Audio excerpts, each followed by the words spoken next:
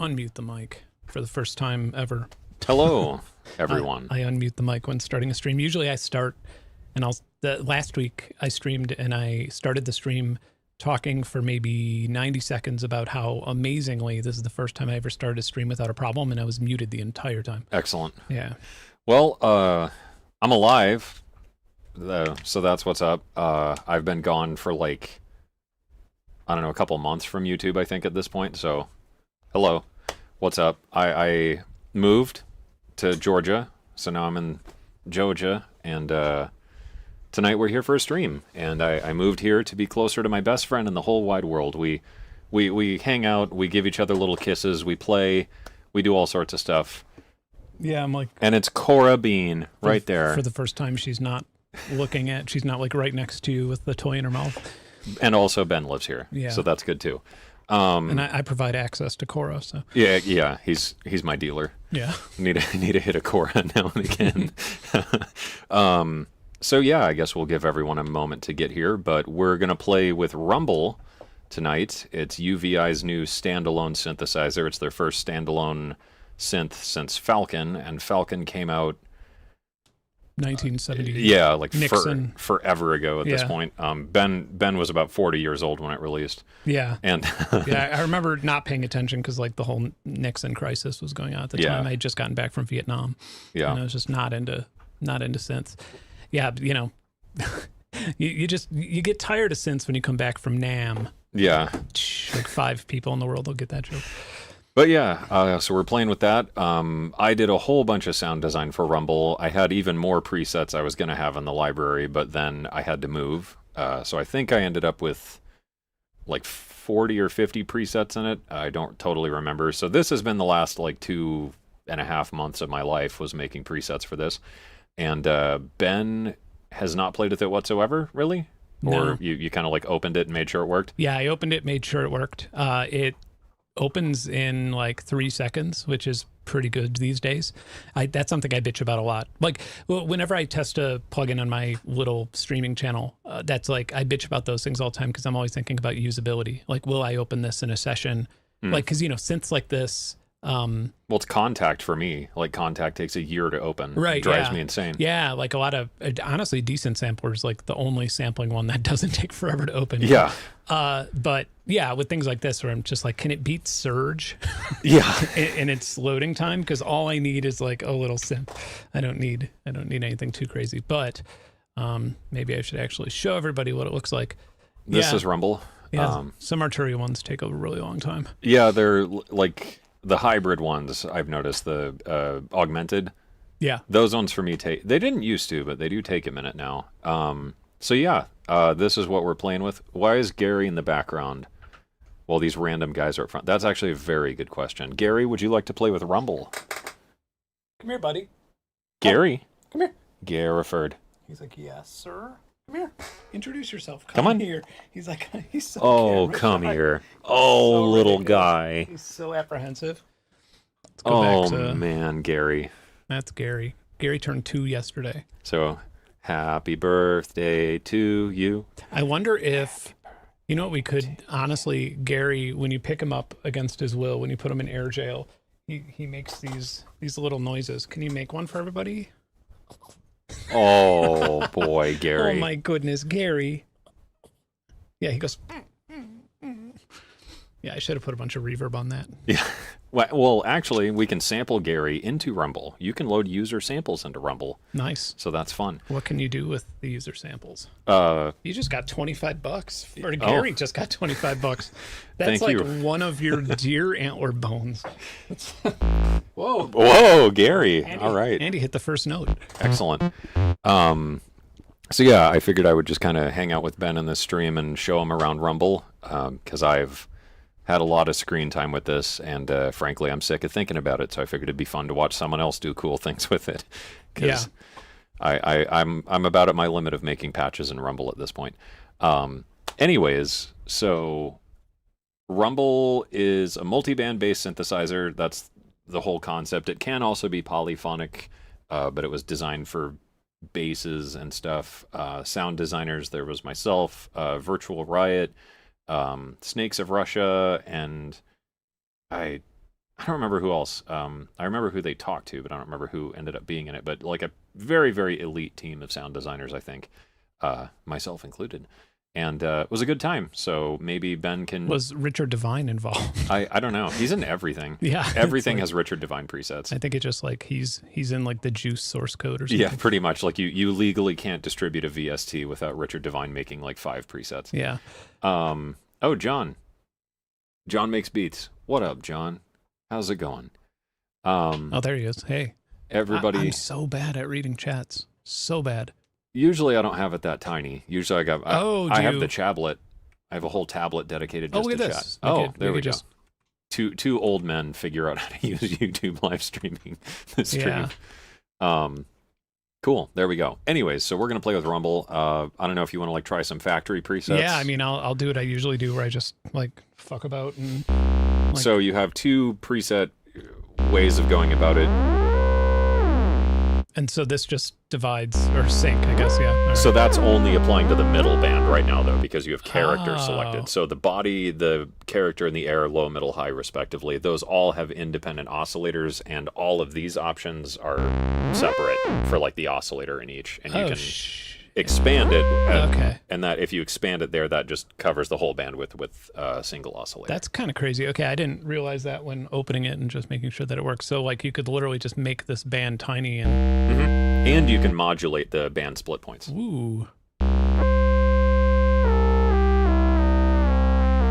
And then within that, you have the second oscillator down there, A and B. So if you bring in a second saw wave, you could have just detuned saws like beating against each other only in the midband if you want. Yeah, okay. So 2 saws. And then that has its own individual pitch control.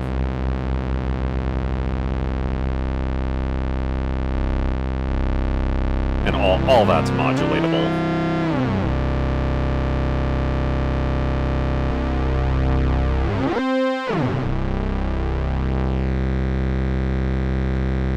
All right, well, yeah, I mean, the character thing to begin with is one of those, because, yeah, I'm always like, one thing any plugin that comes out now, I'm like, why does this exist? You know, just because like everything's been kind of made to some point, but then, yeah, when I see things like that character thing, I'm like, okay, cool. So that's one band, and then next in this, you have the shaper section, if you enable that. Yeah, that's like the folder. Distortion, so it's a full menu right up there at the upper right. Got it. And you have ring modulators. So increase the curve, yeah.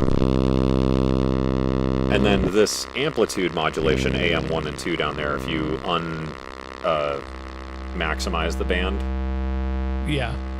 Well, actually, this is a secret trick, what you're doing right now. So that's amplitude modulation applying from the other 2 bands, but that applies for anything occurring within those bands. So change like body to a wavetable or something if you want. What do you mean? The so go oscillator? to body. Oh, body. Oh, that's a whole separate system. Got it. System. Okay. So change that to go to the oscillator type and change it to timbre. Oh, geez. All right. Yeah, this is wild. So timbrel. Yeah, timbrel. Grab an LFO like L1 there, down along the mods. Yeah. Put that on the wavetable. Just drag and drop. So now go back to character. And then increase the AM1 there, the red, and that's amplitude modulation only from the low band, occurring only to the mid band. Wow. It's pretty neat. Yeah, that's wild. And then, yeah, those are your LFO settings. The depth right there, if you, up and down, that's unipolar or bipolar. Oh, cool.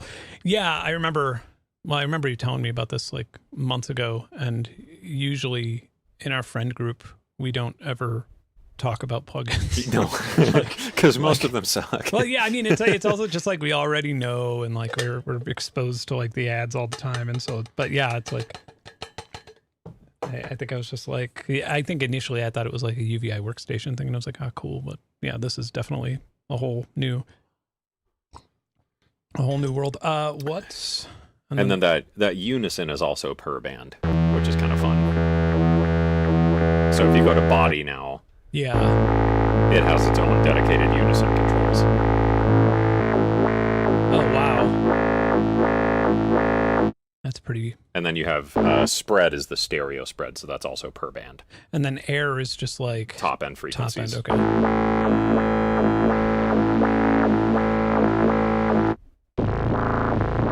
It's pretty fun. Yeah. Can you modulate the crossover positions? Yep. Grab L2 there and throw it on the crossover, the 220. You can get pretty nutty with it.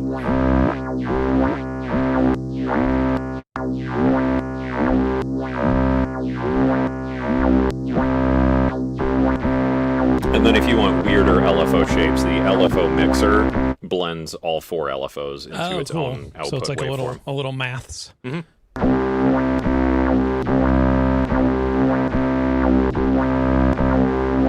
So put that on like the high band split or something. Yeah, I like how you could like offset that as well. Mm-hmm.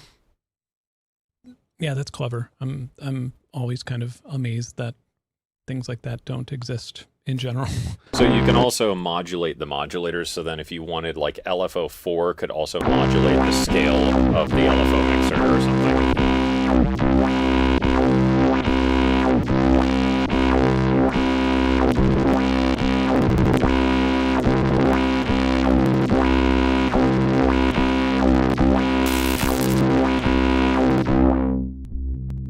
And I assume we have like a lot of crazy filters. Yeah, the ripple and swirl are really, really fun. So increase the ripples. Oh, okay, yeah. Yeah.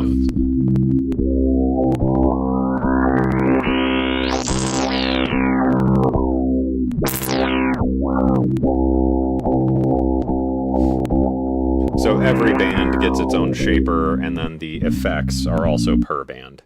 Okay. So if you wanted just a delay on the top end Yeah. or just a phaser on the mids or whatever, you can also do that, which is pretty nuts.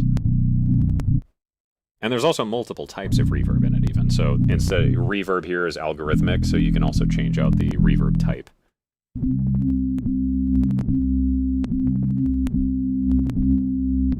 Probably not going to hear it because I only have it on one tiny band, but If you open the filter, you should hear it.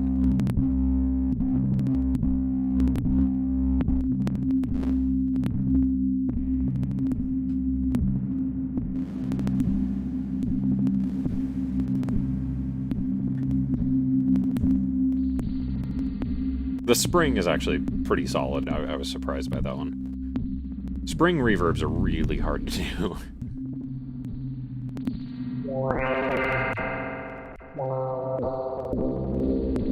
yeah, the crackles are not. That's the LFO he's applying is like really snappy. Yeah.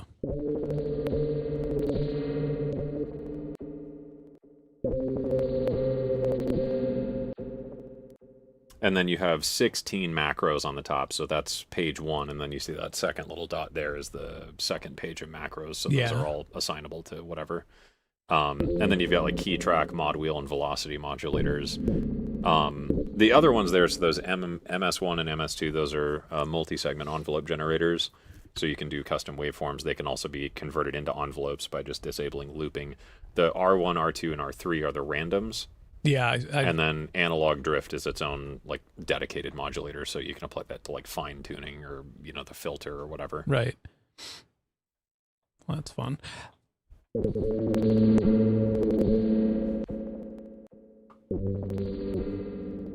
Let's see what's. Oh, and I should mention, Ben and I both have 3 copies to give away after this stream. So if you're in Ben's Discord and or my Discord, enter to win big. After the stream, well, whenever I set the giveaway up, but it's like you get the point. Yeah, it's like, oh shit, I'm gonna have to set up a giveaway now. Yeah, I know. Yeah, I don't want to do it either. I never know how to. I never know what the. I had to get a bot to do it. Like I can't manage giveaways in Discord. Discord makes everything a nightmare. I wouldn't recommend it. Yeah, it's like, how do you find the 3 people who want and can't afford it the most? That's what I always think about with that, where I'm just like, I wish that there was a way to do that. I'm just going to like click a preset. So those are all sorted into categories as well. So 808, cyber, dirty, so on and so on. Nice. Growl, Reese, drone, vintage, dirty.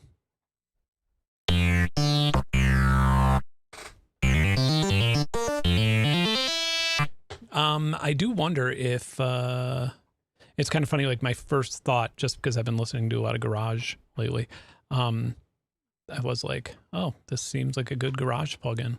Yeah, there's even a whole tutorial featuring someone that talks you through how to make a UK bass line with Rumble. There you go. You can watch it now live on YouTube. Yeah. I should just, the rest of our stream is just watching that. Yeah. Well, we can just react to it, and then we can just cut to like TikTok compilations while we just sit here and like drink coffee. Nice. I think that's like 80% of what YouTube is now. That's kind of my dream.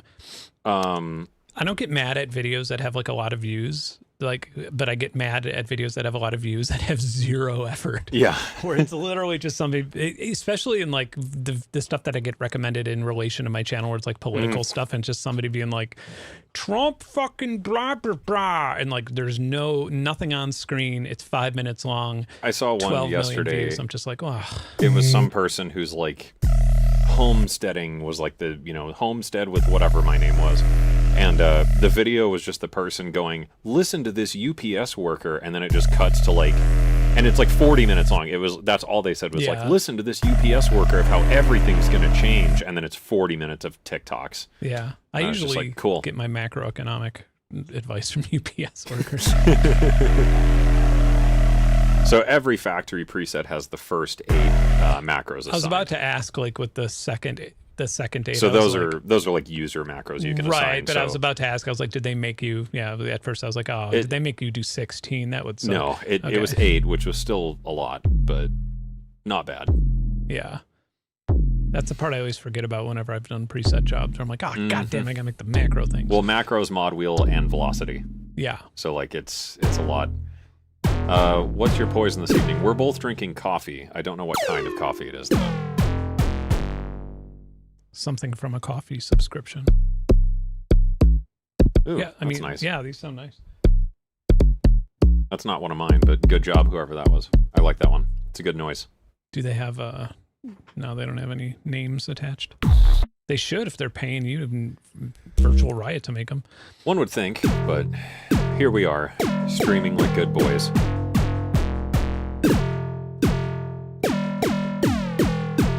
I mean, this could be garage. I like the overtone of that one. Yeah, that could be garage. I'll make a little...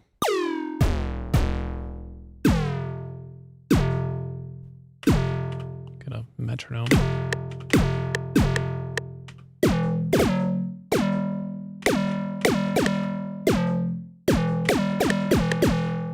See, this is the problem, is you're going to start doing FL stuff, and I'm going to want to go home and start playing with FL again and realize what a fucking chimp with a rock I am when it comes to FL.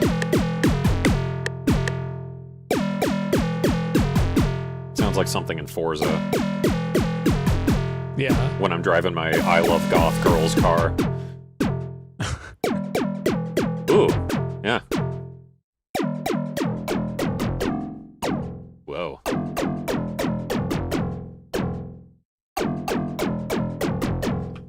Get a garage beat. Good old... I mean, the only... Oh, my goodness. Uh-oh. The only time that I use... I mean, it's a perfectly fine place to get loops, but I don't really use loops. But it is funny because, like, for streaming, it's amazing. Yeah, FL Cloud. It's just like, I need... It's really good. I don't like how the integration works, and it does annoy me. But whenever I open FL, and it's like, I just need a quick drum loop to, like, test something against or whatever. It rules. Like, it does. Yeah. I'm not a big fan of having integrated stuff into a DAW, but I think that's just because I've got, like... I don't know. I'm old school or something. Yeah. Well, and then there's me, my grumpy ass, and I've got, a 48 terabyte server full of samples. And I'm like, why am I pulling a loop in here? I should do this myself. Oh, you know what? We have genres. Duh. It's in bass music, and it is UK garage. There we go. Yeah, pretty close.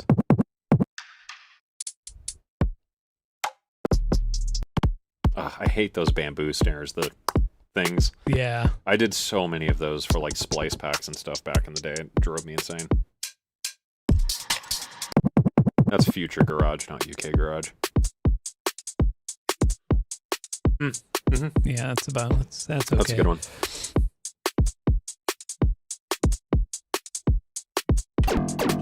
Old school is using crappy plugins from 2000s. Yeah, shout out fucking...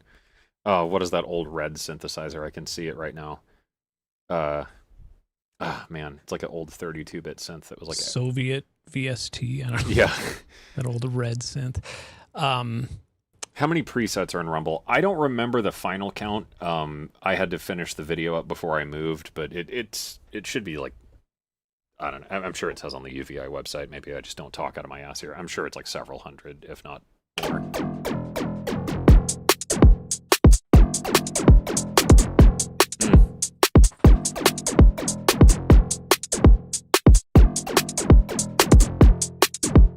Is it the shifter that's making it all twisty? Yeah.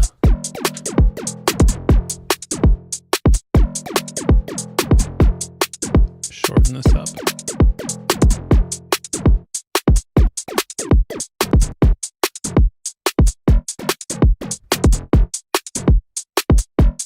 One thing I kind of wish they did, and I've seen this starting to become more common in plugins, is the ADSR being free like this or synced to the host tempo. Oh, yeah. I've seen a couple plugins starting to do that where you can get like attack of a 16th note, release of an 8th note, you know, like that. That's pretty clever for styles like this where it needs to be like, I don't know. I was about to say monotheistic, but monophonic. Monotheistic style music. Linear drumming and whatever. Yeah, that's the word I'm thinking of.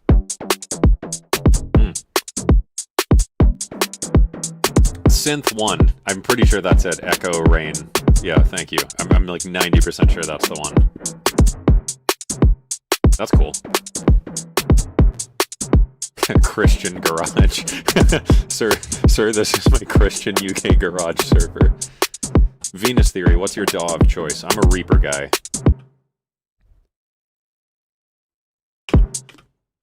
Yeah. I keep wanting to get into FL. I'm just too fucking dumb for it is the problem. But Reaper is just kind of like a necessity for me at this point with the work I do. There's just nothing else that's as useful. Oof.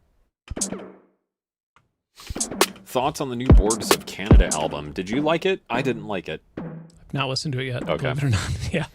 I just thought about that yesterday. I was like, I've still not listened to that fucking thing.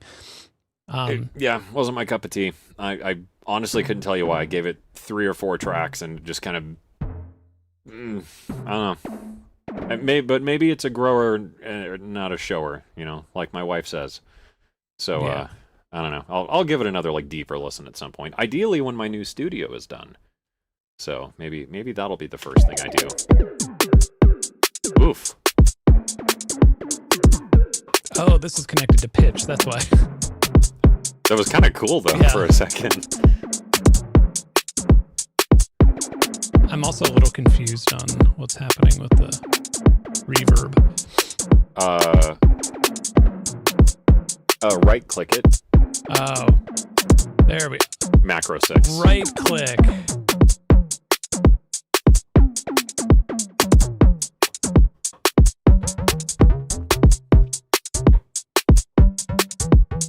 Does this plugin have OTT? Oh yeah, check this out. That window at the top with the spectrum analyzer, over to the left, see that mixer? So that's your mixer for the bands. Now go down, that's a compressor. So put that compressor on and flip the mode over to OTT. Oh, nice. Hell yeah. Damn, punchy. And you can put more input gain so you can like drive it harder, which is fun.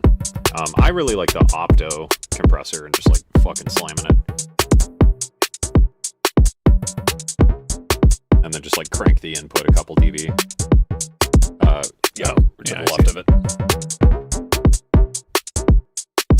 Juicy.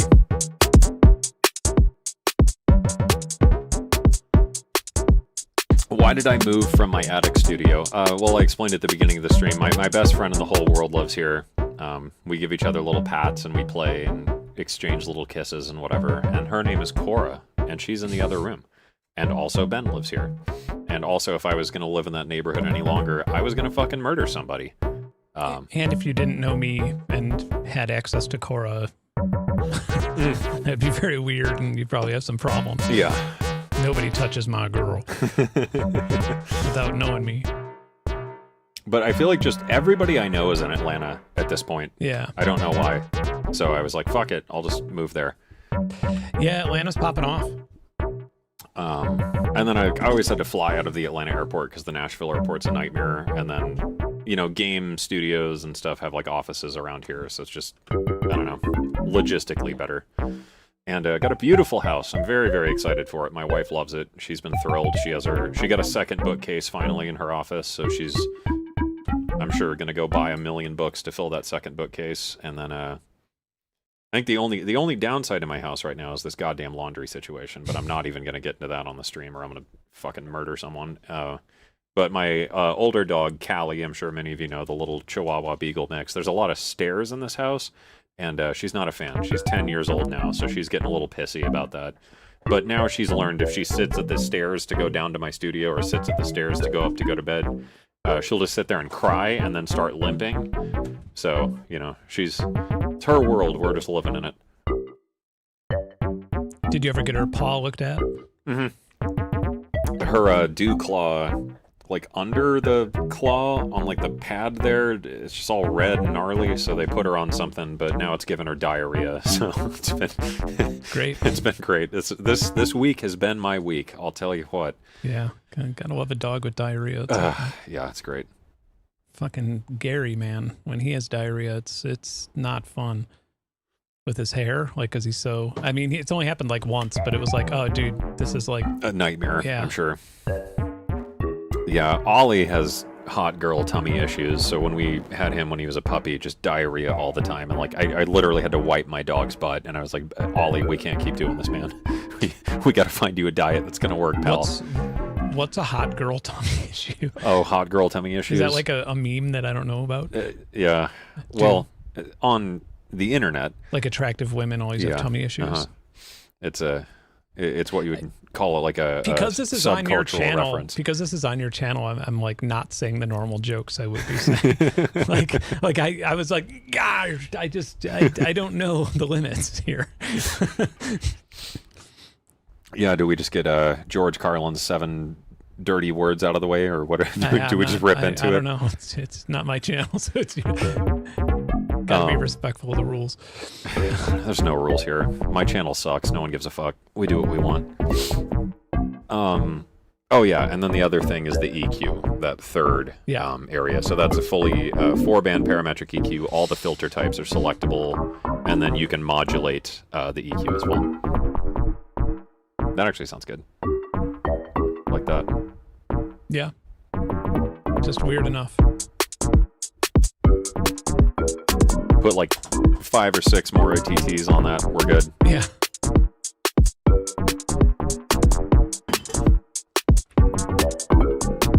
Let's try and make a rumble from scratch.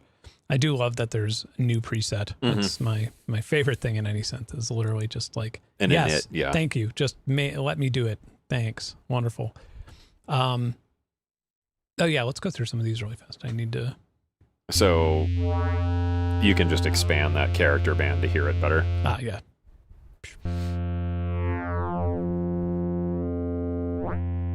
It does have an absurd ring modulator. 2 ring modulators, in fact, soft and hard. Like a second date.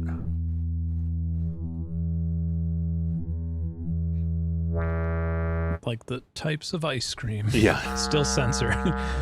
Oh, you can turn off the filter too if you want to hear the full spectrum. Derp.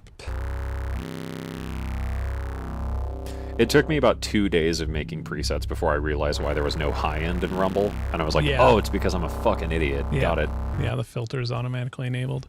Sampler, yeah, so I did see some of this. What's the... I'm trying to think, like, what would be a good portal? And then there's a randomized start point there as well.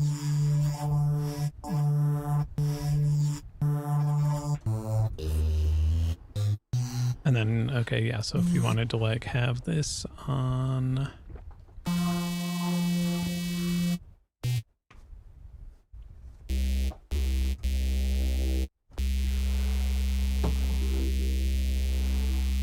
And that's global pitch there. Oh, okay. Just so you know.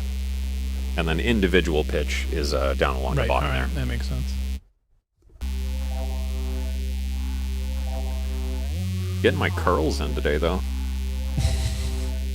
Fucking bicep workout back here. I actually, if I have like a fabric frisbee and I literally do curl her, like just lift her because she hangs onto it. She's a good weight. What is she, like 40, 50 pounds? She's like 40, yeah. Yeah.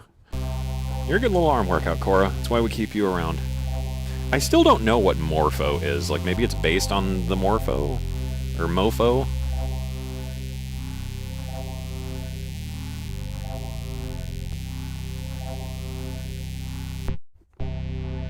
Is there a harmonic engine? I mean... Oh, Cora? Jesus. Not really. Prism, kinda, because it's FM, but it can kind of give you more additive sounds.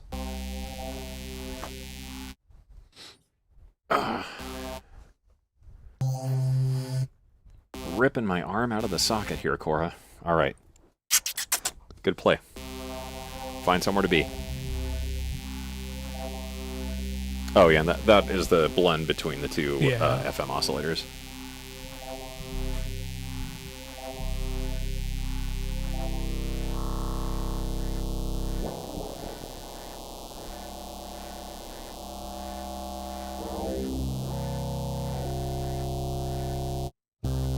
So that's wavetables. Yeah.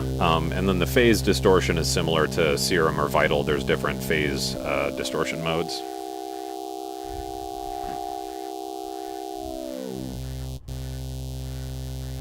So...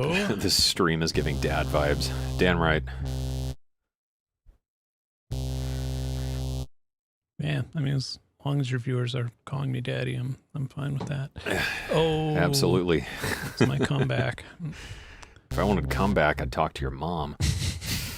Yeah, she does return calm.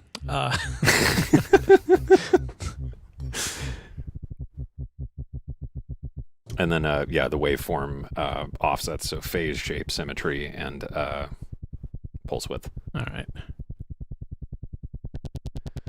Morpho is phase distortion with multiple nonlinear transformations. Oh, okay. I thought it was based on another hardware thing, because it's like kind of a saw wave and kind of not. I don't know. All right, then I will have... Was this programmed by Skrillex? Was that the chair? I have no idea. Let's just have a goose in the studio.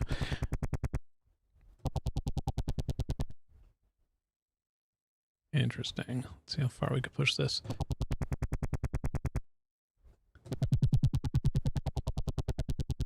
Yep. Put an OTT on that sumbitch.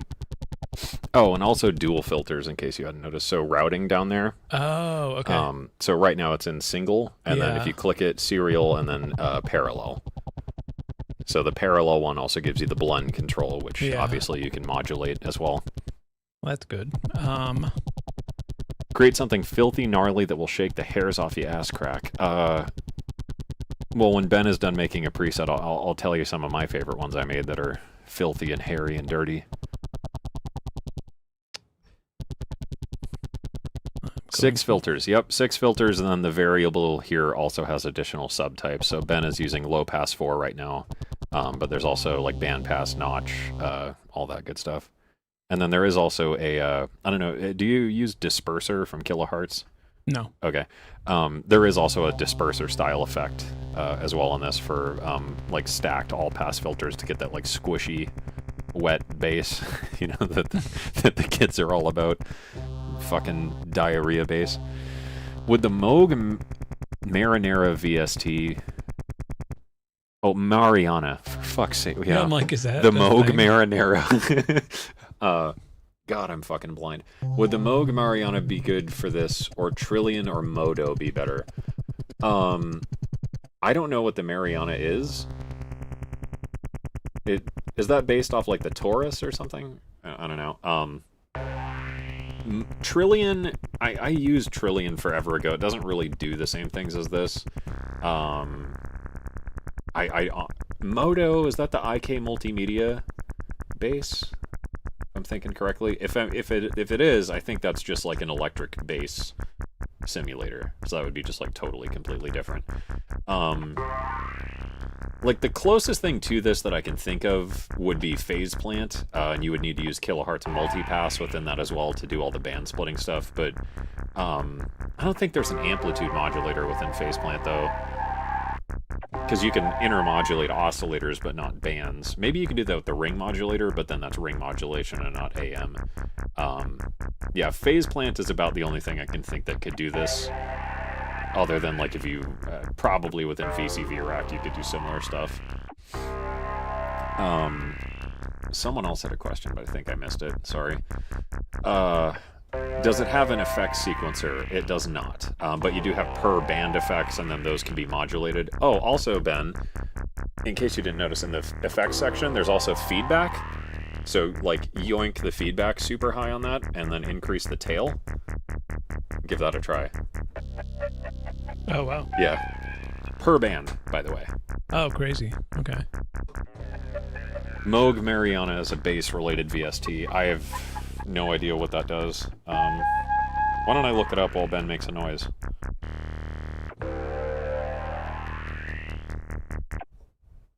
The Moog Marinara. I'm making that if someone else doesn't.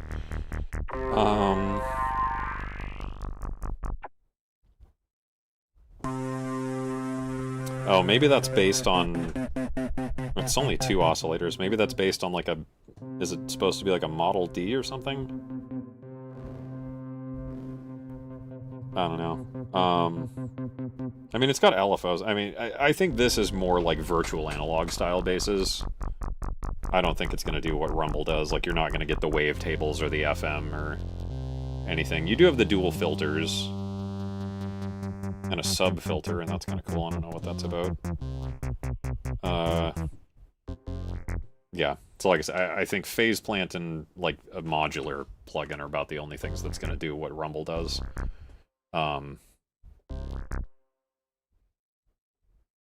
Yeah, I mean, there's not really a ton of synths that do like band splitting with per band stuff without getting into like modular and semi-modular things.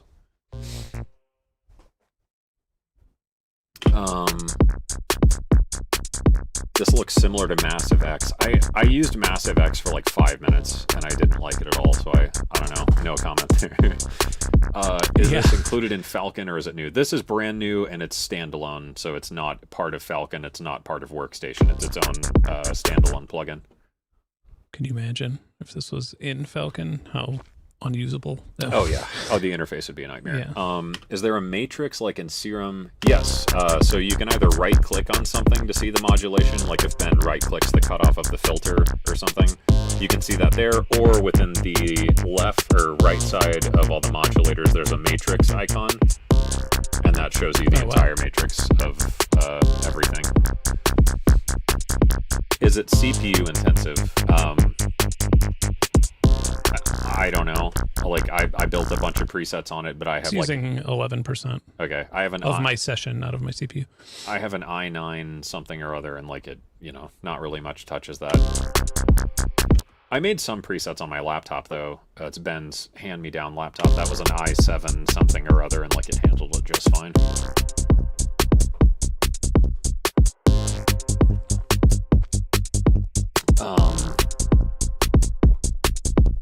Melda's stuff has band splitting. Oh yeah, the Melda's sound maker, or whatever it's called.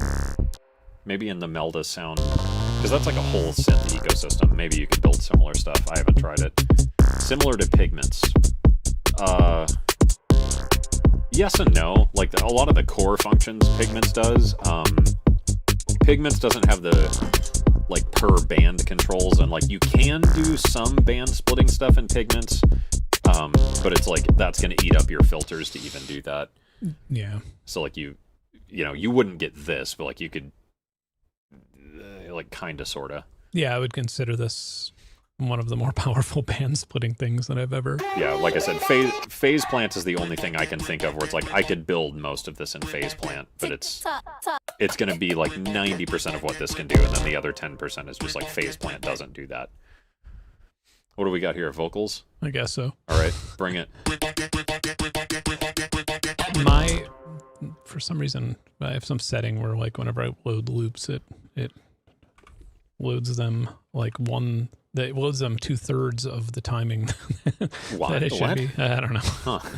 It's so everything is but septuplets all the time. Again, I don't really use loops that often, so I'm not really too worried about it. But yeah, is it good for making 808s? Yeah, there's a whole 808 category in this. Yeah, this is like 808 bass land. Can it 303? Absolutely. I even made a couple like 303E patches for it. Oh, M Sound Factory. Yep, that's it.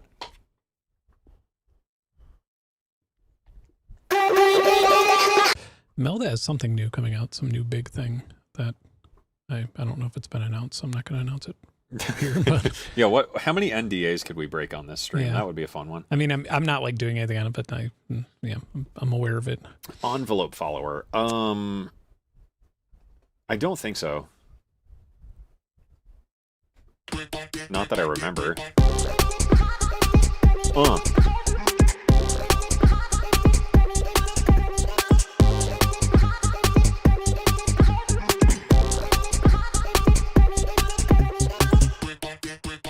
Can you do a British accent?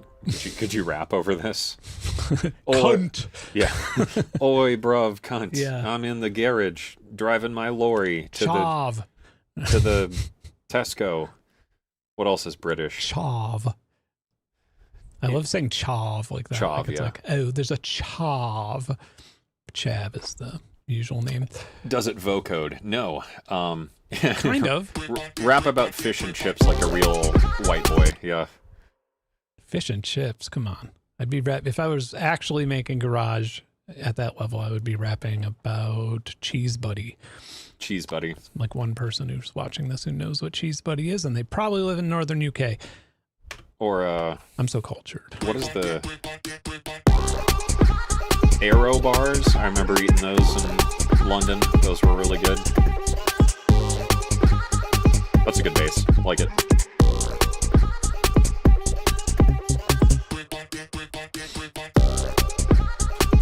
As a Brit, this is painful to hear. The music or the Cheese Buddies?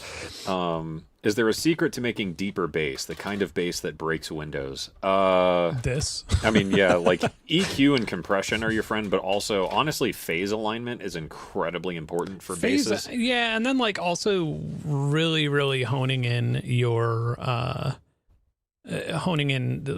like how you're mixing the bass with the kick drum, because it's perception. It's not actually stronger bass. It's how like perceived loudness versus actual loudness are two very, very, very different things, which is often why people like every YouTube mixing channel that's like, do this one hack and and it's like it still sounds like shit. And it's like, well, you have to understand, like, you can follow arbitrary rules for something of like, do this and then add this and buy this plugin and get this fucking subscription, but like most of it is all in perceived loudness. Like I run into that all the time when I'm working on game soundtracks, where like specifically when I'm working against, thank you, Cora. I don't think there's anything in there, darling. Yeah, that's been all cleaned out, that puzzle. So yeah, it's like when I'm working on game audio, either sound effects or music, like when you have the full mix going together, it's really funny how like you can have a really nice targeted EQ curve. You could have your LRA values like totally dialed in and it still sounds like smushed or just like way too fucking loud. So perceived loudness and phase are a big thing. And then Mr. Bill actually had an excellent video ages ago now about the phase of the waveforms themselves and how the phase cycle of the waveform can affect the amplitude and the way we perceive the loudness of it. So, yeah, Bill's a genius at that stuff. Yeah. If you want to learn about bass, you should watch Bill or Seamless R or... Honestly, Bill would be like number one. I mean, like Bill's kind of like the peak of like my complaint basses. of Bill's music is that it's too mastered.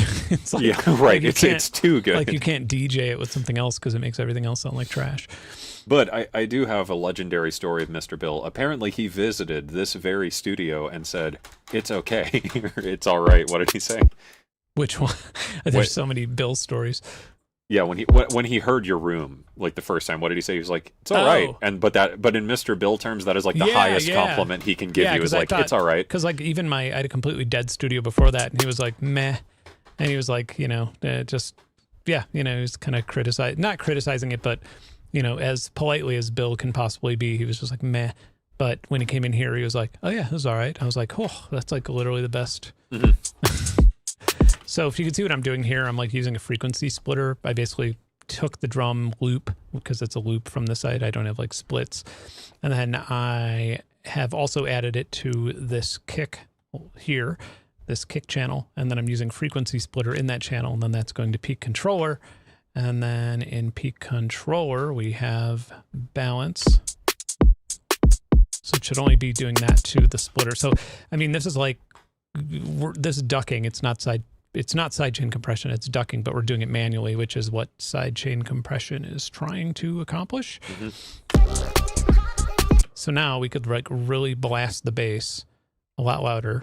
This is obviously probably don't want any reverb in this either if we're doing that. Let's just go with distortion of some sort. Oh yeah, Virtual Riot too, obviously. He also made a bunch of presets for this. Yeah. He makes good basses.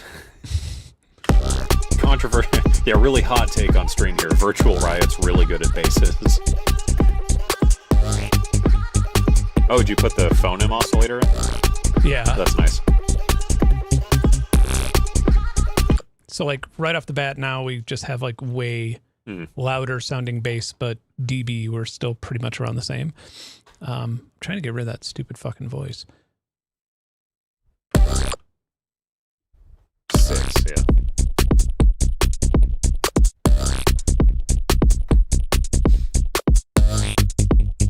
And then if we were to then just add some crazy compression at the end of this, just literally use Sound Goodizer. Damn.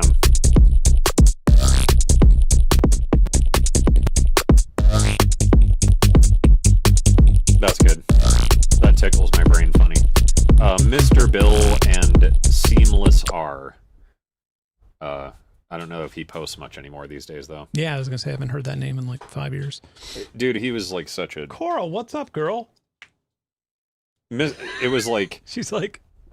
Seamless R and Virtual What? Riot, when they were like dropping tutorials, I was like, fuck, I got to do that too. Like, literally, I don't think my channel would exist without Virtual Riot and Seamless R. Maximus is basically like Sound Goodizer with things... Like, yeah, this is literally the Sound Goodizer preset that I just used. But... Because, yeah, Sound Goodizer is just macros of Maximus, yeah?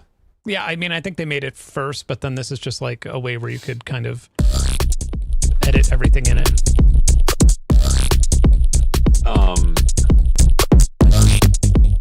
Funkle wants to know, does Sound Goodizer ever make it into your final mixes, Ben? No, I don't use any of this stuff for that. For actual mastering, I mean, I probably, Newfangled. yeah, make sure I have the right version set up. Yeah, like this is a good start. Invigorate's great because one thing that I really like a bit about Invigorate is that they, like that the way that Dan or the developer uses, the way he's developed this is like you can start at so basically this is how much you're putting on the input, like this way, and then this way goes from compression to limiting to overdrive, and I just love the idea of that. Like that's just like such a great way of thinking about compression. And so like, you know, you could like go way overboard, but yeah, I mean, if you're like mastering a track, this is what you just want, this playground. Like you just want to be able to be like, oh, okay, so I kind of want, you know, this. And then obviously you could like shape your curves and do a couple little things. And then when you get to that, and you find out like what kind of sound you want, because at that point you're just ear shopping. Yeah, like when you do that, then you end up with Elevate, which is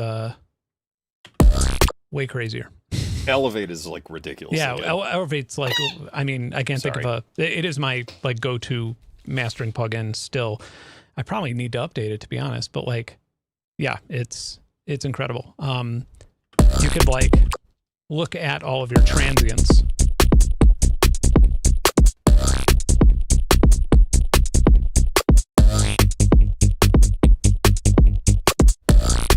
But that being said, like 90%, 95, 99.9, I don't know, 99% of musicians don't need this fucking kind of control over a mix. No. Like this is like, there's nothing I even do in my life that requires this anymore. This was like, you know, when I was still like releasing albums on CDs and like, I don't know, like upholding some form of, I don't know. This just isn't like really required anymore. But it is incredibly good though. Yeah, I mean this is one of the better. That being said, if you're looking to like slam a master, if you're just looking to like slam a dubstep master or something, like you can do it with this, but I don't know if I would go through all the trouble. I would probably then just use use something a little bit more normal. I don't know, I'd just use like a PSP chain or something. Fucking vintage warmer. It's all a track needs, baby. Vintage warmer done. Yeah, the side chaining wise though, I use the Baby Audio Smooth operator. Like spectral side chaining is my favorite now. It's so good. Yeah. Yeah, I mean, I guess I just sort of use this for that. Yeah, I mean, very similar concept. Yeah, you're just like doing it normal. Because I put Goldfoss on the master, and then I use Smooth operator for like side chaining and like ducking and stuff. Especially for dialogue, like spectral chaining for dialogue is so goddamn useful. I don't even know how to sample a dog toy. All right, give me that. What is the name of the Edison? Edison. That was the one time I out FL'd Ben. Feels good, man. Many to come in the future. Cora's like, what the fuck, guys? I think that's analog 1, right? No. What analog am I in? This interface is way too complicated. 15? No, I should be in 1. You should be in 11. Like, because mine's going through the 286 compressor and hardware compressor. Am I in ADAT? No. Am I in analog 1 and 2? No. This is Ben and Cameron play with an RME interface. Yeah. The stream. You're not showing up either, though, so... I don't know. Oh, you know why? Here's why. I think they changed something in FL. No, you think you have to arm it? Maybe. Yes. Oh. All right. Okay. Edison. God, that latency. That's really loud.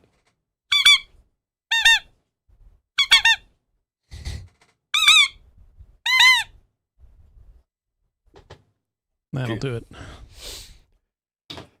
Way to be, Cora. Thank you. Yeah.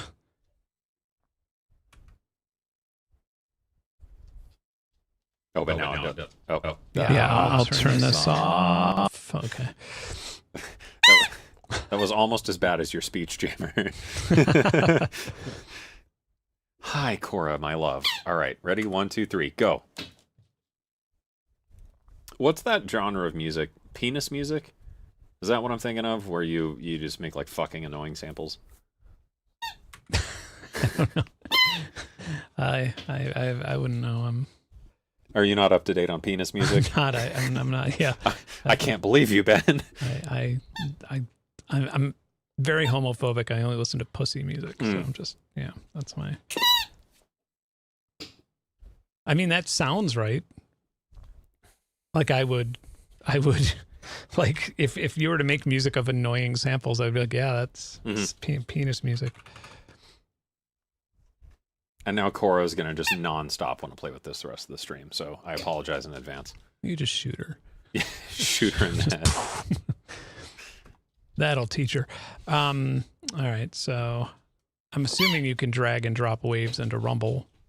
If you go to Sampler, the folder icon right there, it's like kind of grayed out. I think it's the user samples. Oh, okay. So you should be able to dink that into there, and then it should show Sweet. up. You may have to close and restart Rumble, though. Maybe. Try the folder. User. There it is. Hey. All right. Yes! Dubstep finger guns. Yes. Good job, Cora.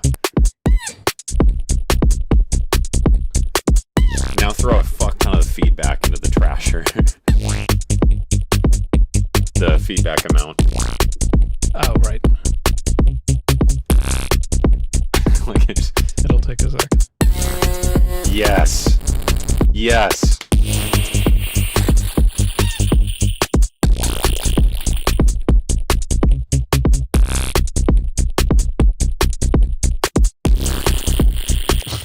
That's brutal.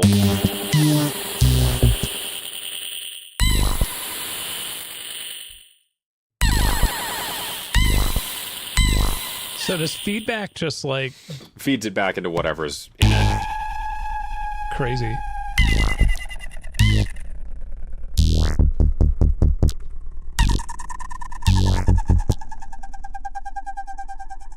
And then also, again, that's per band. So if you had a different effect on air, you could feed that back independently. And then also the feedback time.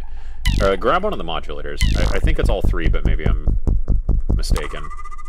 One of the modulators, like down, like the LFO or something. Yeah. Just click one and hold it.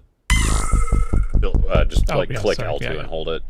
Only feedback can be modulated, but you can modulate the amount of feedback or something. So I did that in some of my patches. It's pretty fun. Well, I'm curious what happens with like reverb. I guess that happens. There's a post delay and then it just goes back in. So you can make like longer delays, but it starts getting like comey.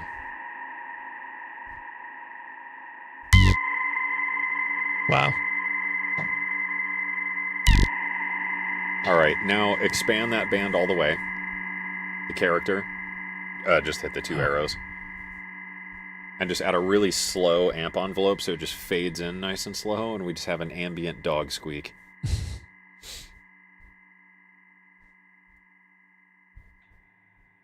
Oh, it's way too short. Yeah. Hell yeah. But I could key track it.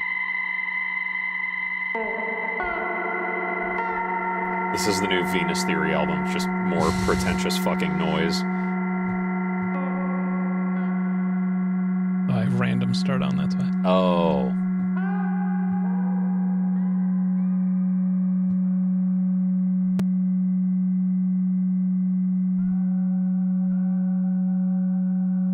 Beauty.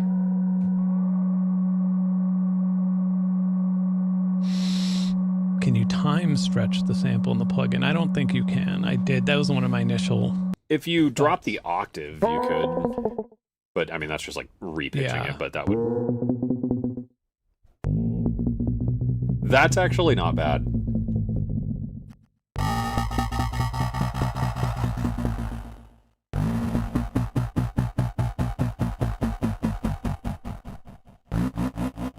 So time is the time to the feedback, so if you shorten the time, you'll get like screamy tone filtery.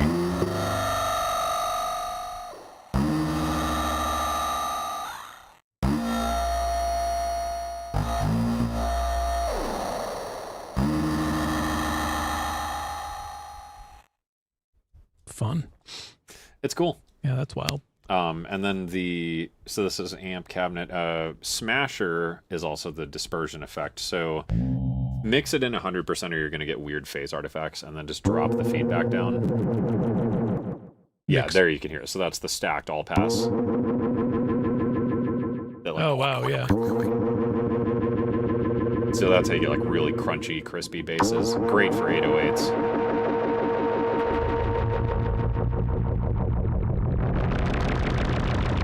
Just that really like gnarly, like gurgly noise.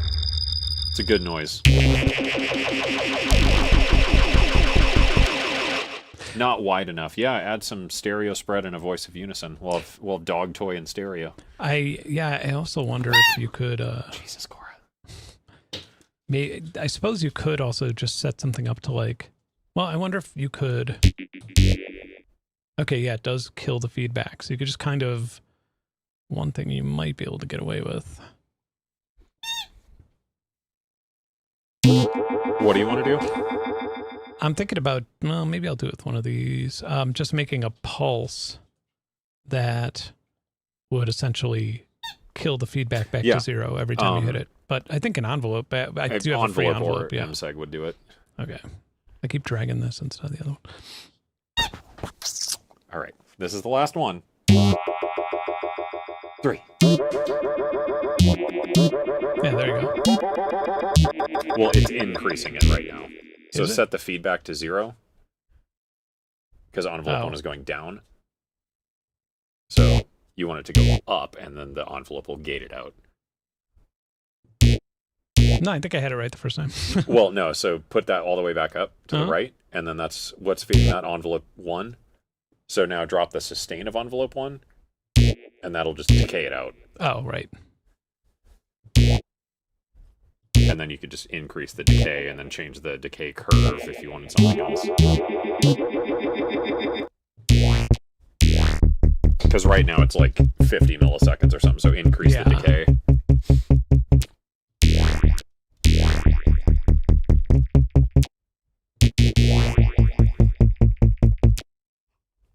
So it's at 20 seconds right now.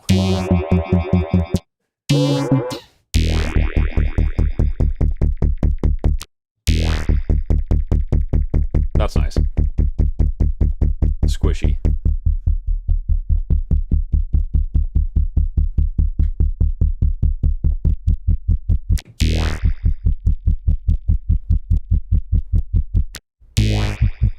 Sounds like a new Noisy album.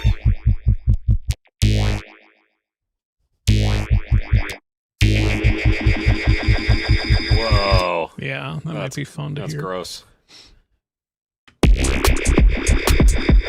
Fuck yeah. This is Gary music. Yeah.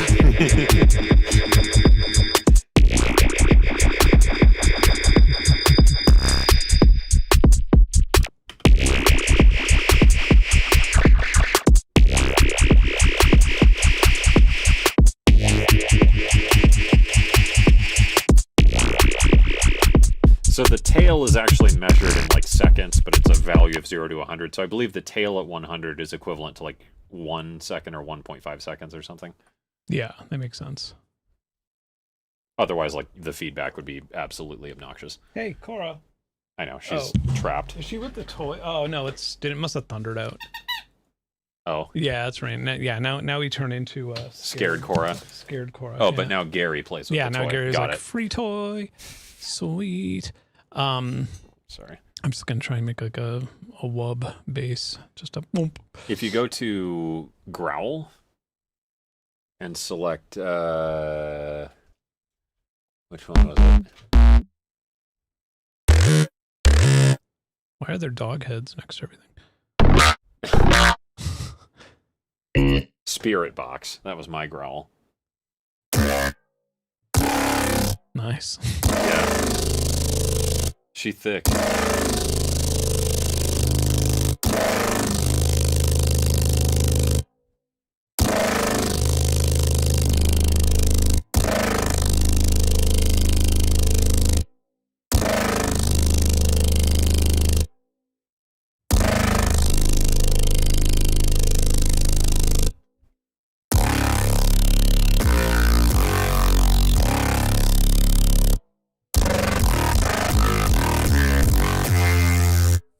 That is funny that it's a dog head for growl. Or you can go to, I think it's under dirty.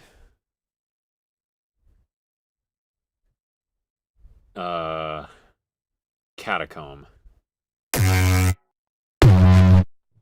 Yeah, that's. And then if you play, I think it's buzz or scream, one of those macros. Get that crispy. Yeah.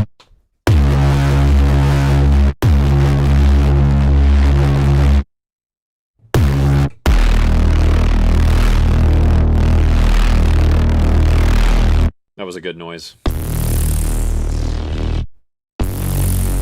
And then under motion, there should be some more like sequences and like weirder shit. Ooh, that's a good one. Yeah.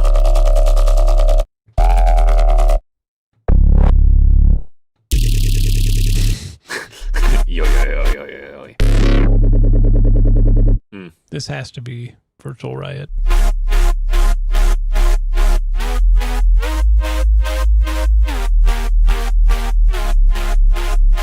Nice.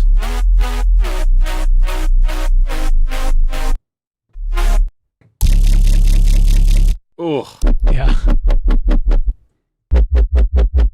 I love ones like this, but I like them faster. Like, and then if you set the symmetry, I think down, where you get that like choppier. Yeah.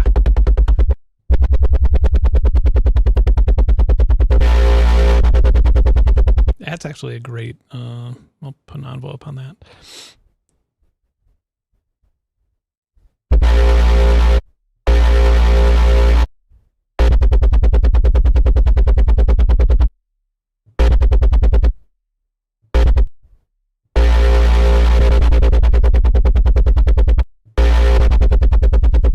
Nice.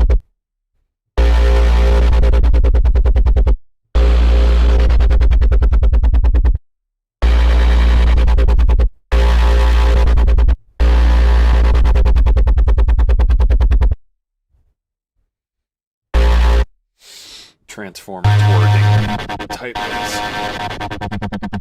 I can see Optimus shaking his big old metal ass to this.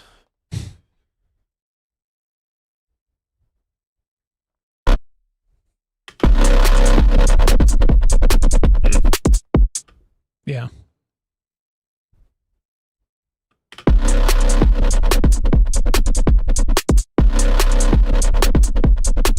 Whoop, whoop, whoop. Yeah.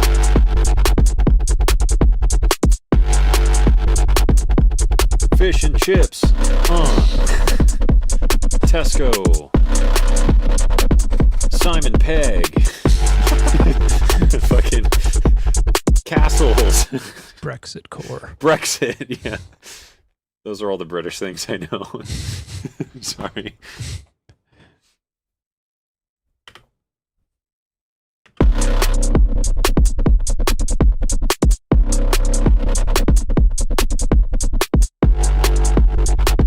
Toast and beans. Mars bar. Glory. Jesus. Yeah, the neuro effect is pretty nuts. And then bring the notch.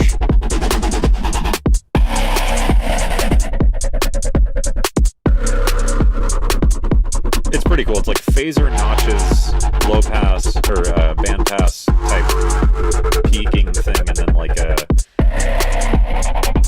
I don't know, chorus and a bit crusher like all on one. Yeah.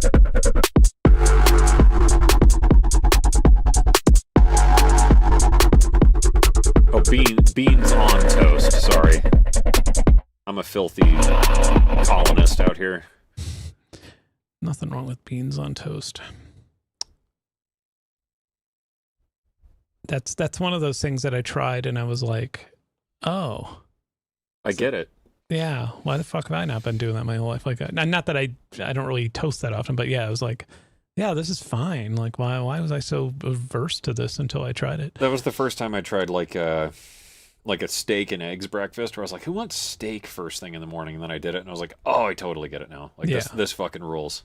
And then I shot my gun into the air at a Denny's a few times. I just don't eat breakfast, so you know me. Yeah, My lack of breakfasting, I just don't get it. Just it's the most important meal of the day. It's like, yeah, fucking Kellogg made that up. It's like that's why I ate 9 hot dogs at 5:30 before a stream, Right. like a fucking man. yeah, I'm pretty sure that hunters and gatherers didn't like wake up and eat something. They probably didn't eat till the second half of the day. How does the dimension sound when on mono? I guess we could try that. It's not going to be that interesting, but we Just can. by monoing the track, you mean? Just add a new rumble really quick. But do you Just want me to just mono the actual No, add mix? a whole rumble. Open that bad boy. Go to an init preset. And then just expand the character band. The left right arrows. Let me just get it out of this reverb really fast. I forgot. Okay. All right. There we go. Put the effects on. And then change it from neuro to dimension. or chorus, sorry. But it's called dimension in the effect. So that's always stereo, and then I guess you could mono this track.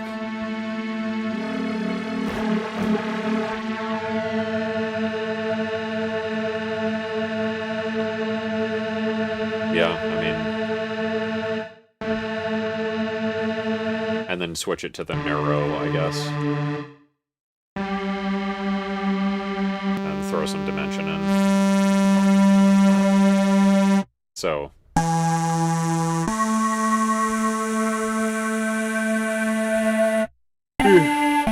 Yeah. Still benefiting from the phase change. There's not any like major cancellation or nulls, but you know, it sounds like when you make a chorus mono. So, yeah, that was an interesting side quest, but it still works in mono. Point being.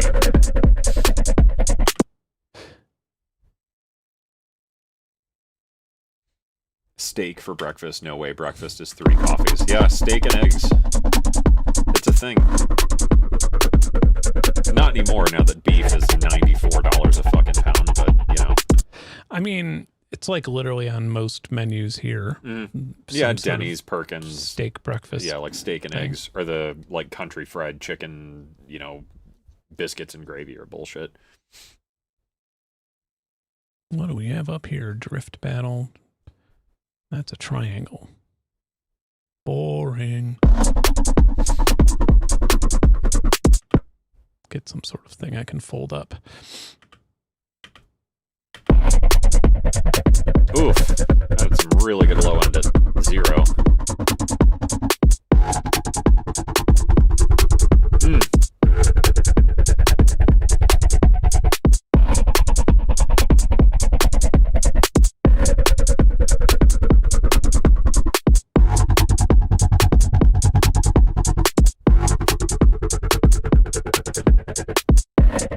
See if I can get something I could like.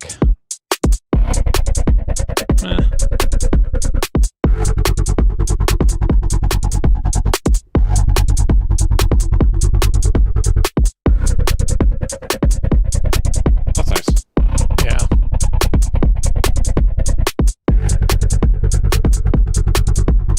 Do you know how to make a gun bass? I don't know what that is. You don't know what a gun bass is? God, you're fucking old. What? No, just like a... it's sort of like a new vogue electronic music sound. Do you want me to make one? If you want, if you're okay with using a left-handed mouse. Oh yeah, I'm good. You want to let me drive? Yeah, go for it. Let's make a gun bass. Oh, maybe I'll get rid of these dogs. Yeah. All right, let's make a gun bass. Let's do it. I'll deal with the hounds. Do that. Ugh. Right, guys. I guess I'll someone home and watch you in the house. Get this out of my way for a moment. I just don't want to rip everything apart here. All right, I'm gonna ruin Ben's hard work. Let's make a gun bass. All right, go.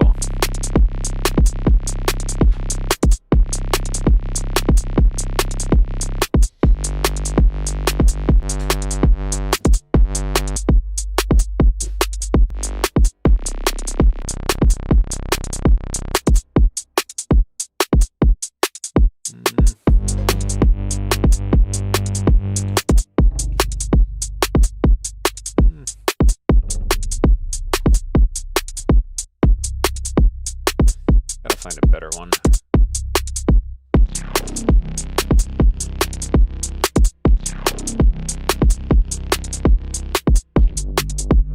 There we go. Okay, and then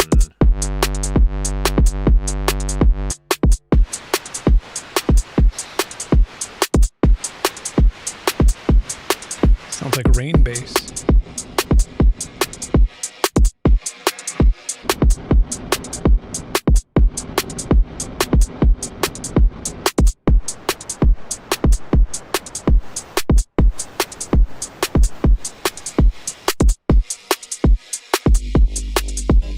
all right. Guess we'll just do this.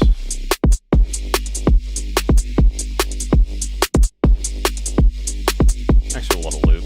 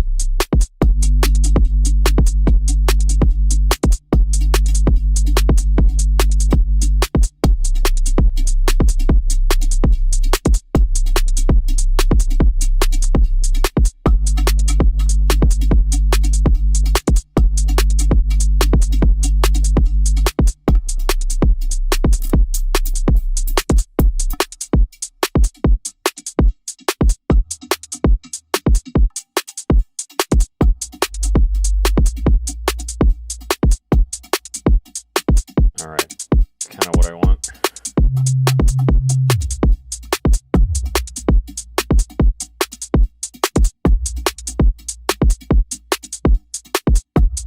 So the art of a gun bass is just... Oh, there's a reverb on this whole thing, isn't there? Yeah. Is that what I'm hearing? Yeah, just go to your right. There you go. And then just click to... There you Plate, yeah. So the art of the gun bass is you have these like noisy tops and such. Whoops. That's good. And you can play that like really rapidly. Yeah. You get that like tight sub in there, so you can like play around with different... I'm like using a left-handed mouse, but backwards now. You can make all sorts of fun. That's a color bass. But then start bringing like some distortions and shit. And bring in like a ring mod on the air or something like that.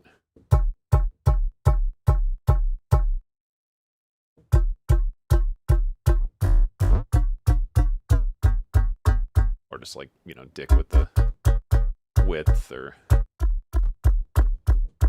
So you just compress the fuck out of that basically and then let it hit super fast. And just like machine gun. Yeah, so then you get this like really big sub down here. So you're just like... And that, you know, there's your gun basses. Or in the motion, there's lots of fun... I think I made this one if I remember right.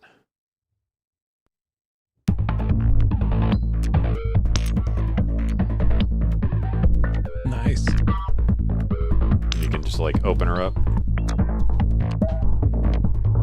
Add stereo.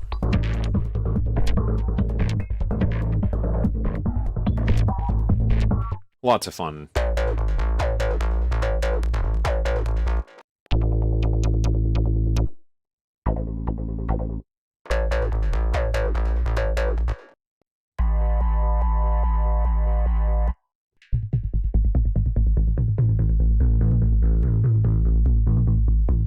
Reese has some pretty good stuff too. It's a lot of Reese's.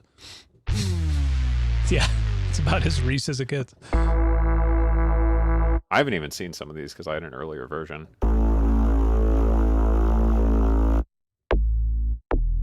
Ooh, that's good. That hits nice and low.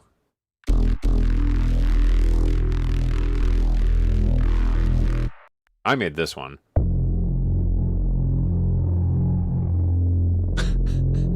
And then you can, wherever the mod wheel is, I can't fucking see. I see a post or a chat saying, "Are you being sponsored by Reun Bill?"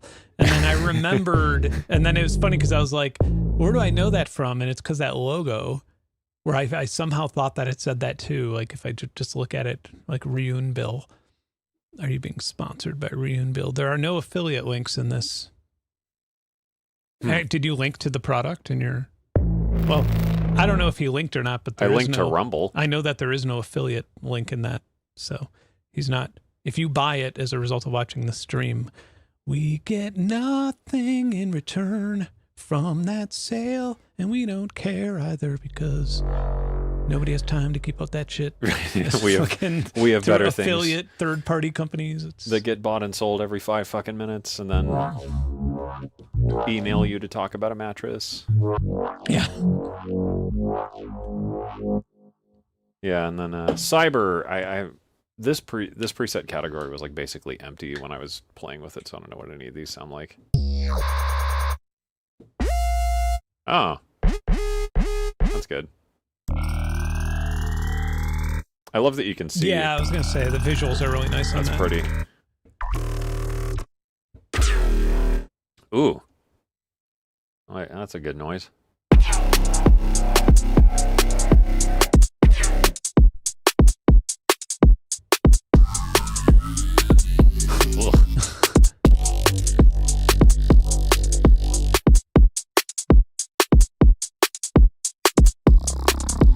Oh yeah, someone was asking about 808s earlier.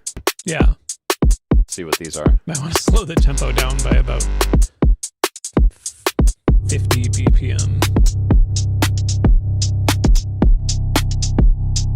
do I want to re-stretch all Go for it. channels? Sure.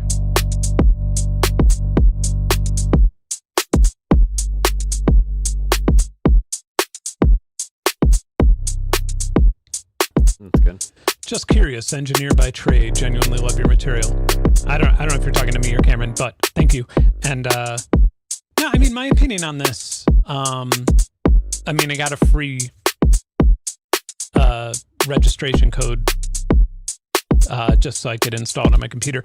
I would buy it because a lot of times with streams I'll download a demo and then this is something I would buy. Like the spectrum, the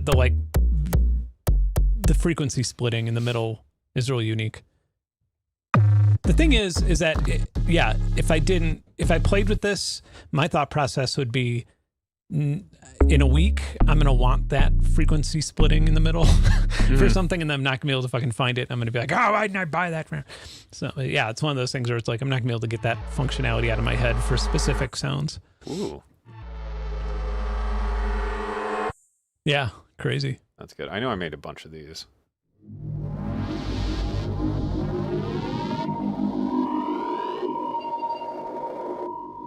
Am I using MIDI guitar? Not nearly as much as I used to. I have like a Roland. I have the VG99 that I still sometimes play on. But yeah, just nothing new's come out for MIDI guitar in like 20 years. So it's... Yeah, it fell off really hard. I mean, I feel like with the VG99, that was like the right... Because, you know, they weren't just like, look, you could play the piano with the guitar. Like, it was actually more like, check out what you could do with the guitar. Where it was a little bit more... Like, for example, they just had things... Because you have six pickups. You could like retune your guitar. Just, you can't really go like an octave up on a string. But if you wanted to like drop a D, you could just hit a preset and drop a D. Things like that were awesome. But I feel like that was kind of the full extent of what was usable. And beyond that, it was, I don't know. It's still fun though. Oh yeah, I mean, I still use it. Like even on my last album, like I have guitar solos where I'm playing through a MIDI, where I have a MIDI pickup and it's tracking like a square wave synth behind it or something. But it's usually mixed in with the overall guitar.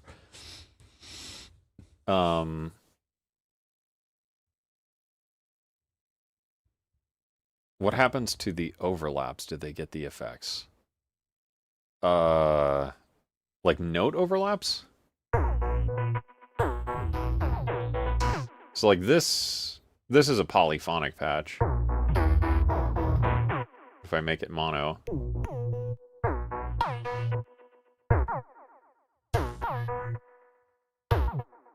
I think it's killing the effect tail when I change notes. Yeah. So it's gating off per note. Which I guess is nice if you're doing like bass stuff, you don't want like muddy tails going into one another. Have you both ever made a trap beat before, like rap type? Ben made a beat for his favorite rapper. No, I mean, I had sold beats before too. Like I used to make beat tapes essentially. And yeah, and I mean, I've like sold some, and like some have been remixed and stuff, but not in a really long time. And I wouldn't call superlative trap in any way. Yeah.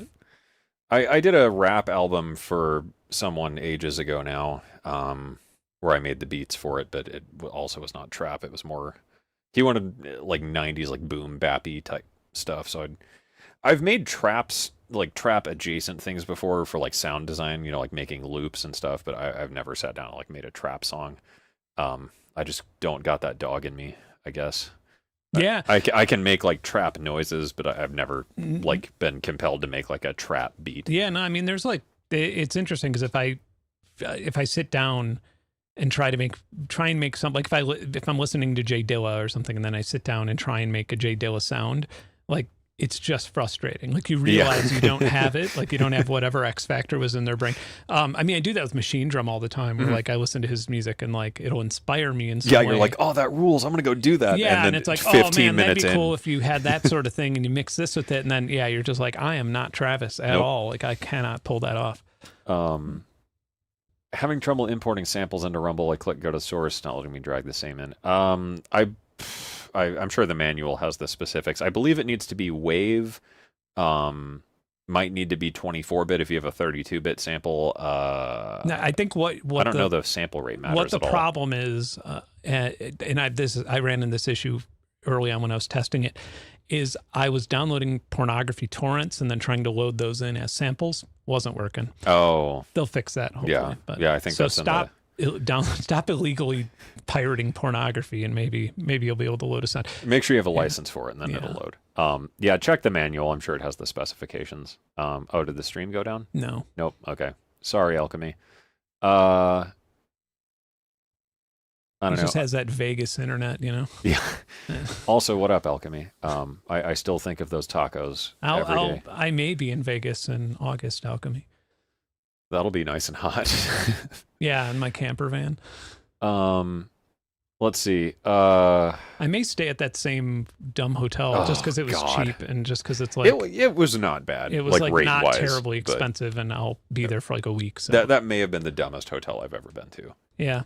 I don't know. Does anyone have any other questions about Rumble? I think this is the point in the stream where we've been doing this, and people probably have questions for us. If anyone wants to know anything else about Rumble, put your question in now, and then I think it turns into Ben and Cameron Q&A for the remainder. Yeah, 30, and then we're done. All right.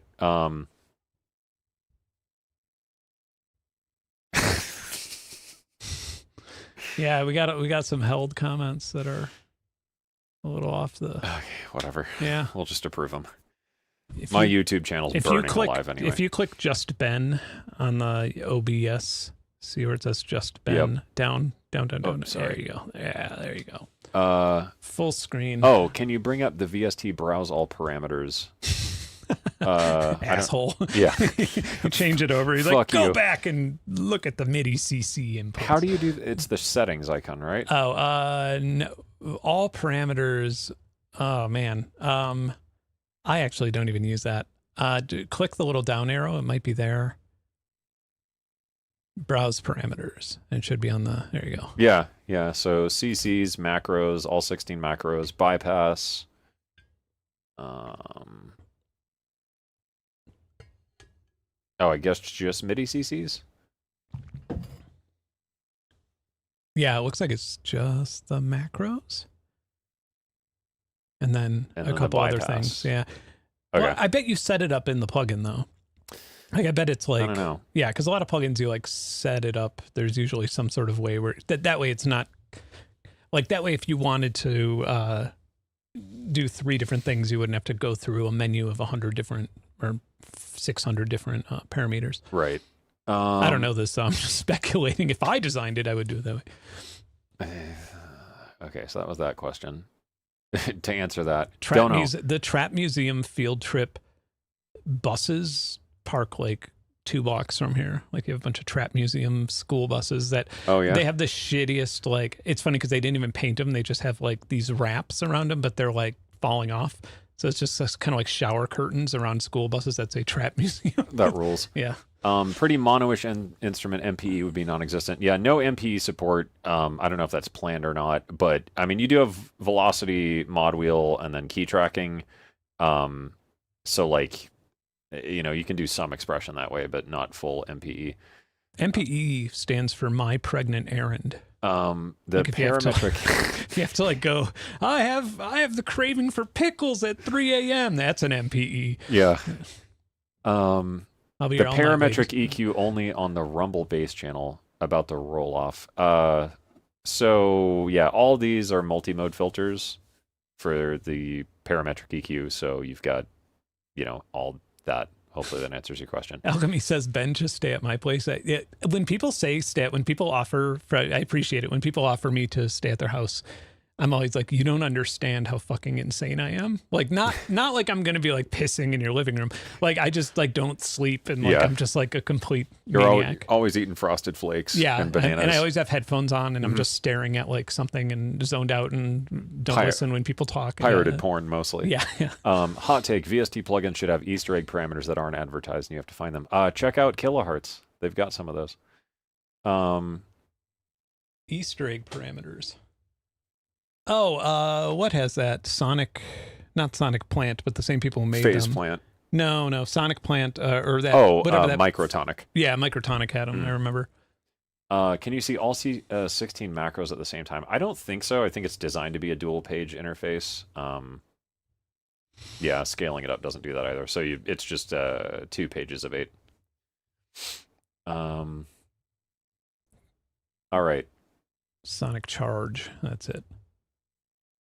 Oh, yeah, Microtonic's their other plugin. That's what I was thinking of. All right. I think that's all the questions related to this. So let's go to this camera. All right. Other questions. Now we'll get into those. Hey, Venus, will we ever see a return to Bitwig? Or is that ship officially sailed? Appreciate everything you do. I mean, I could even start with that one. Like, I think Bitwig's, like, coming up big time for me. We had, like, a dumb situation happened years ago with the company, but I kind of don't give a shit anymore. Like, for me, I'm also not in a position where I recommend DAWs to people. I mean, people always ask me what DAW I use, but like, I always say use whatever you want. So it's kind of like whatever is just working with me at the time. Yeah. And like the MIDI grid, I think is a pretty awesome feature, but yeah, I don't use it primarily yet, but that's just because I'm like too stubborn to get used to it. Right. Yeah. I just use Reaper for everything now. I have no. Yeah, you work in game dev, so it's like, why would you be using? Like, I don't know. Like, I'll use FL every once in a while for like some sound designy stuff, just because FL does some very fun things. But like, there's no reason for me to leave Reaper. Yeah. Realistically, just because like it integrates with everything else I do, and then like outside of games. Also, for like decent sampler and other projects I do, it's like Reaper just does all the things I need it to do, and then if it doesn't do those things, there's like someone out there who's made a script that does the thing. It's really so rare to find a reason to leave a DAW, right? Like, like I would say that like maybe one argument to leave FL for Bitwig would be if you have like an Osmos and that's your primary MIDI controller or something, where it's like, but yeah, then it's very. Yeah, I just don't give a shit. I've never have. I've always just been like, yeah, use whatever you want. Yeah. For a while, I was like, anybody who uses Pro Tools is objectively insane or has not seen other DAWs. But I feel like Pro Tools has improved enough to where that's not like, I mean, it's not great. I don't like it, but I could see how someone else would use it. It's not as awful as it used to be. It's now Pro Tools is like fine if that's what you're used to, go for it. But yeah, having seen the light. Yeah. Of the other DAWs out there, it's like, why would anyone I remember use like this? Ableton had come out. FL Studio was basically as like functional as it is now in terms of like recording and mixing, and and Pro Tools was like that much easier than using tape. Like it was like really really bad. We recorded Undiscovered Colors on a Pro Tools session in this studio in downtown Chicago, and I mean it like probably took 2 hours longer than it needed to because of Pro Tools, just because of like insane shit where like we couldn't count, we couldn't like I remember the engineer had to set a count in because you couldn't just count there was no in. pre-roll. Where it was just like good times. What is something you've done, audio related or otherwise, that you were glad to have completed, but today you'd say, I'm never doing this ever again, no matter how much I get paid? Get out of my house. Well, music related, many non-music related things I have a fuck that attitude towards. I don't know, like serum packs. I mean, I'm kind of over that. I never want to make a serum preset bank ever again. Just because I made way too many when I was like getting my teeth cut in the whole industry. Montage presets were pretty bad. Like those were just because it would take me like days to do one. Just because they're so, you have an arrangement with them and the interface is very Japanese and outdated. You have to use it on like an Intel Mac. Like it's honestly, it's mostly preset related stuff because like just some preset gigs are such a pain in the ass. I mean, I would still probably do music for ads if the industry hadn't changed to what it is now. Like it would take me an hour to explain like from A to Z how it changed. But yeah, I mean, if the industry was like it was when I used to do that, I don't think I would even have a problem with it just because it was like boot camp for music making, really. Like you would just get this very specific idea and then have a very limited amount of time to finish it. And I don't know, I kind of like that because it was like, all right. I don't know that I would ever want to do like a large game again. Like I really thought Avowed was super duper fun, and like I'm super grateful I got that gig, but definitely getting into that space and kind of seeing the other sides of like major games and the drama attached to them, that was definitely like, I'm good. Yeah, it's a bad time Ugh, it was so to annoying. be in the game, Yeah. the AAA game industry.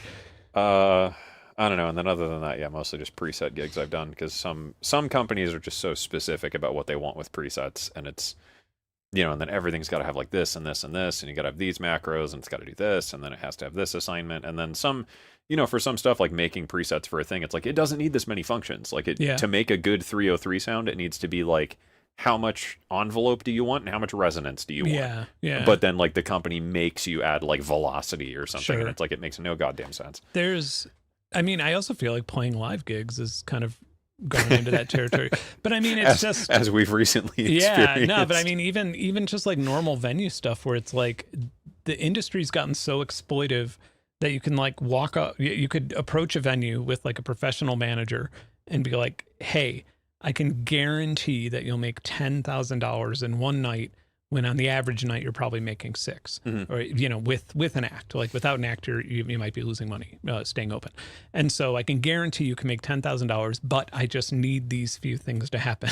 Yeah. Like you just can't double book me with another artist. You can't have you can't close early. You can't have me play at 1 a.m. to get everybody to stay super late and drink. So you're not taking 40% of my merch sales. Right. Yeah. Just shit like that. And it's always impossible. It's like pulling teeth, because they're just like, they can't imagine somebody having the attitude to actually ask for a fair deal. Yeah. And so I just don't even say yes anymore. It's like, I've had a couple opportunities come up for like live stuff, and I don't know, every once in a while I get the itch, but then the whole fiasco Ben went through, that was definitely a reminder of like, that's why I quit doing that, and I don't want to do it anymore. Yeah. How was the move? As good as moving can be. I guess that's the rating I would give it. Yeah. It was moving. You can't say great. Yeah. Ever on any move. Do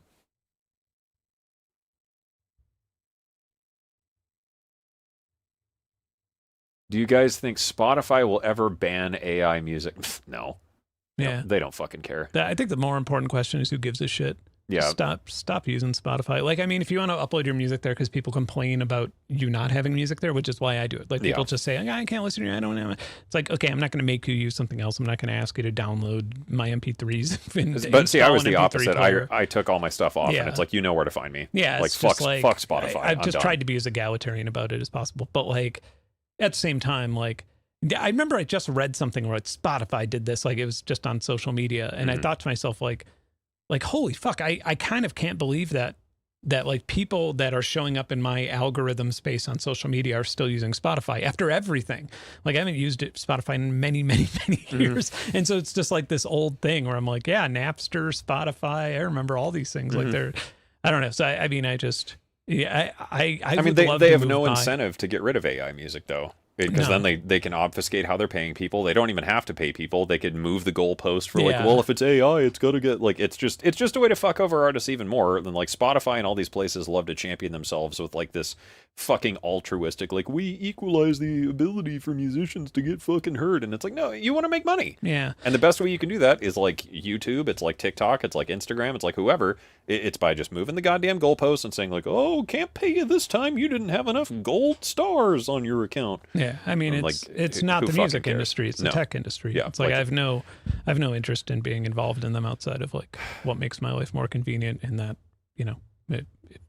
if my mom uses Spotify and wants to hear my music, then sure. Right, it costs me nothing to put it there.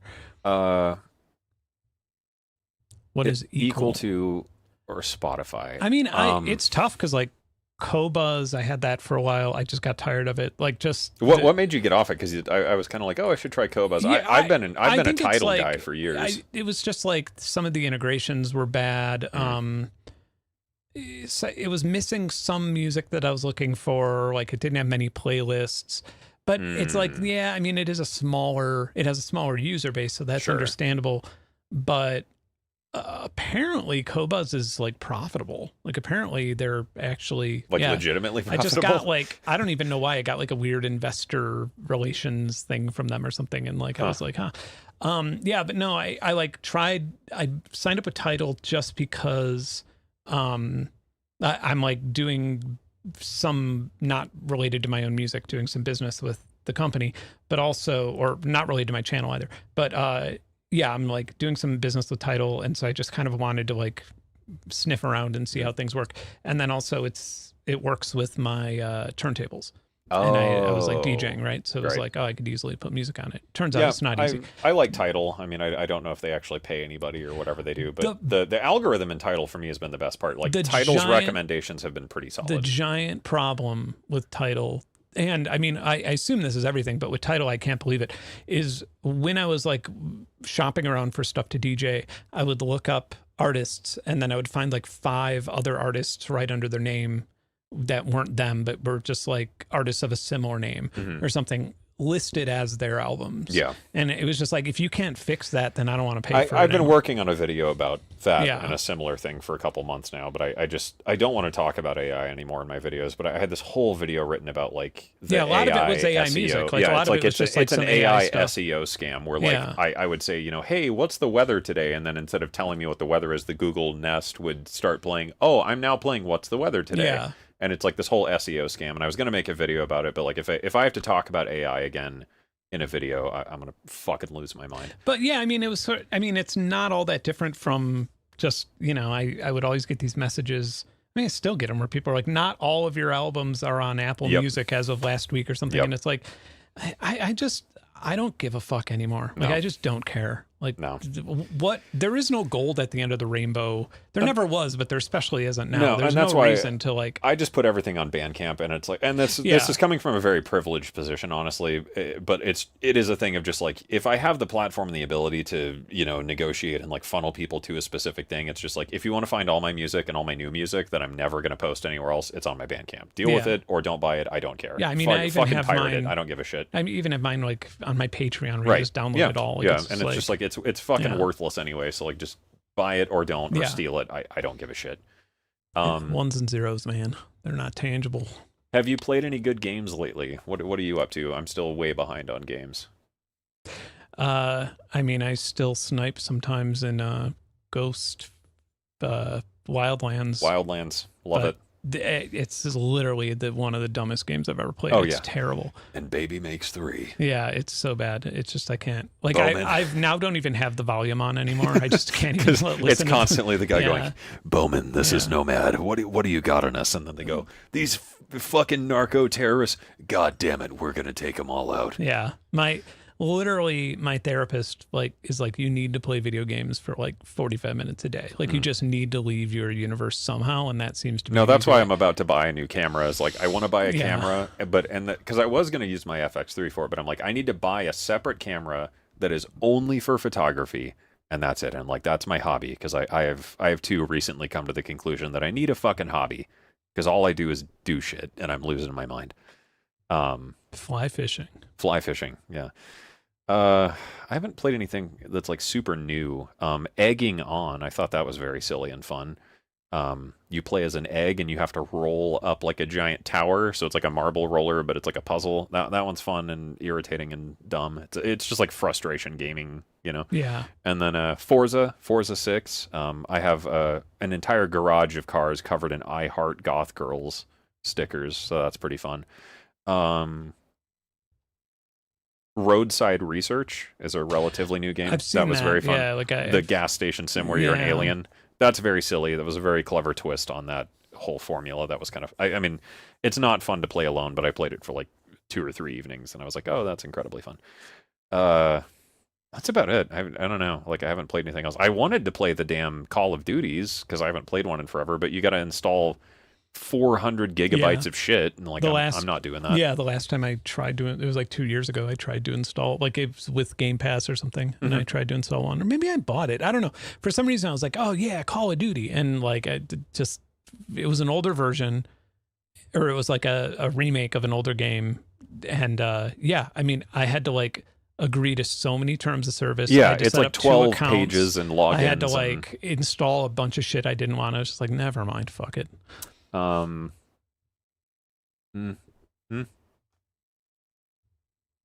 Oh, any progress on poison pill copy protection? Yeah, I have. I mean, you can go to Artie Shield, which I mean, you can like.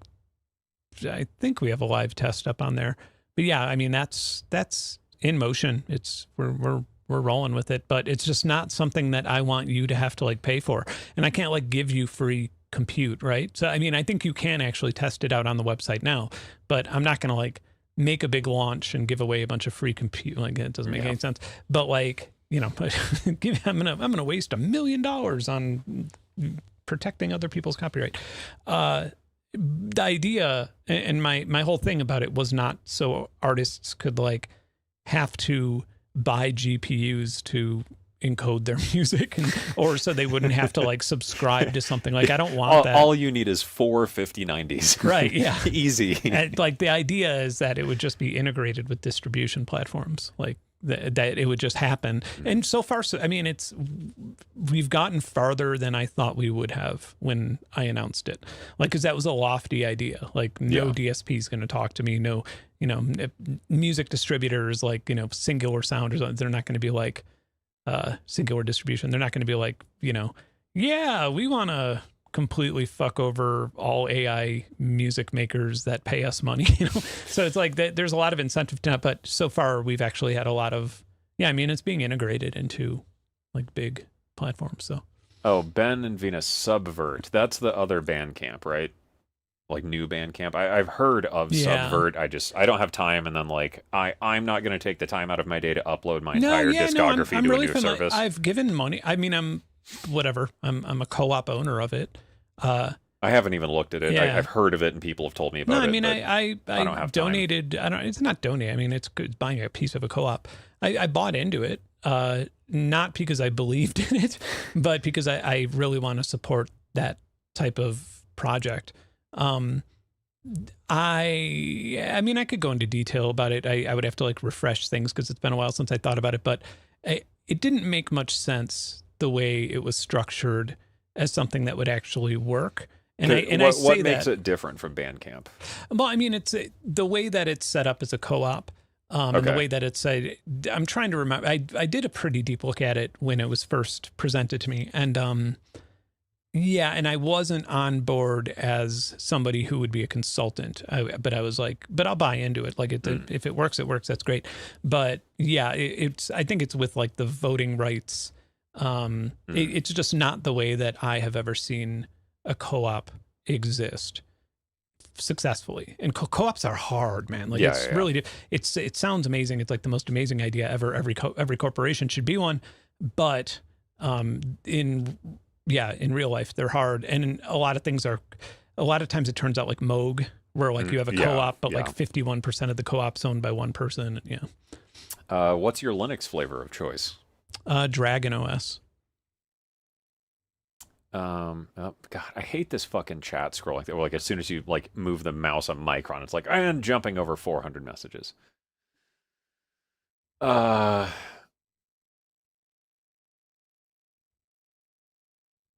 Deadpool.